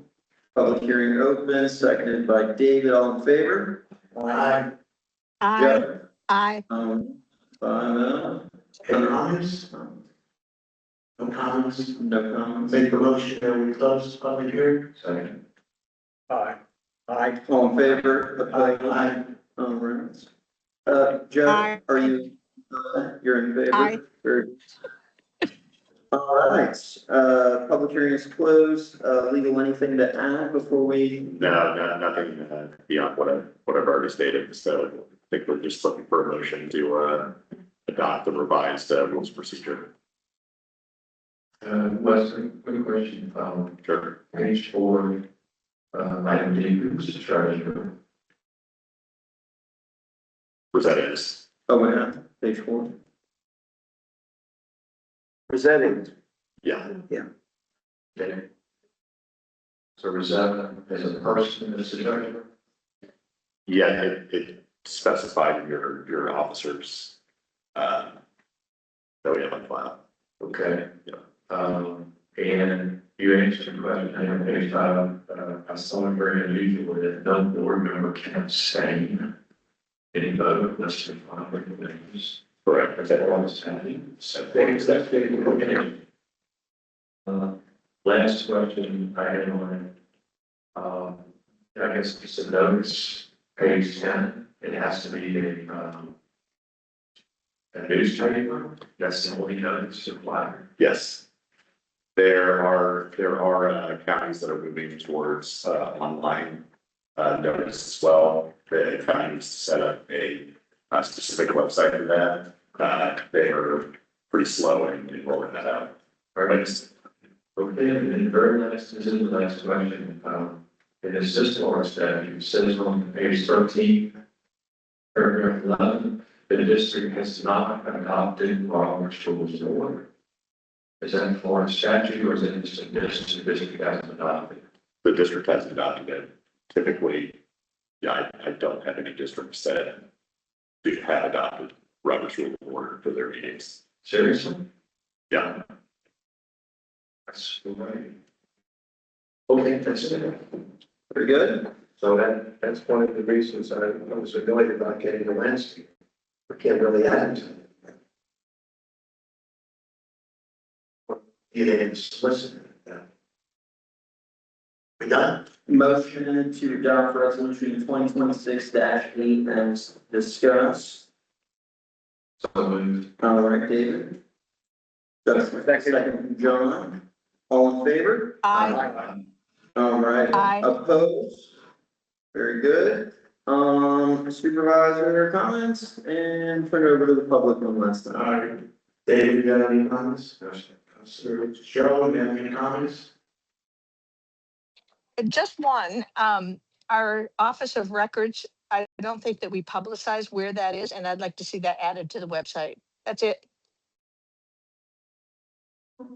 Records. It is us as the custodian of records. Oh, okay. Okay. And remember, my office is moving. What is that? My office is moving, remember, Okay. also. I'll work with you. Excuse me? I'll work with you. Yeah. Okay. Yeah, I would say, for any public records requests, Yeah. for the public, send them to Brian. Don't you? Yeah, and so I think it's probably a two-part thing. So I used to always have all of the hard copy records, but since everything has gone digital, I think you probably have a fair share of those. I have all of them. So that maybe it needs to change to your office or combine those and figure out how it's going to Yeah. We can figure out. Custodian of records. So Joe, give us some time to work out some details there and then we'll update to the website. Custodian of records. I understand. Thank you. Thank you. No, good. I have a couple of best comments. Number one, I'd like to thank the residents, especially the ones that were left. I thought it was a great turnout today. I thought it was a great back and forth going on and telling us what we need to do, what we can do, and what we can't do. Still have a problem with Juniper. And I'd like to thank the high board and all the people in the office of Leland for the cooperation on the game. It's really fantastic. With that, I'll take a motion to adjourn. Second. All in favor? Aye. Motion is done. This meeting is adjourned at 1:55 PM. Thank you, everybody on the call.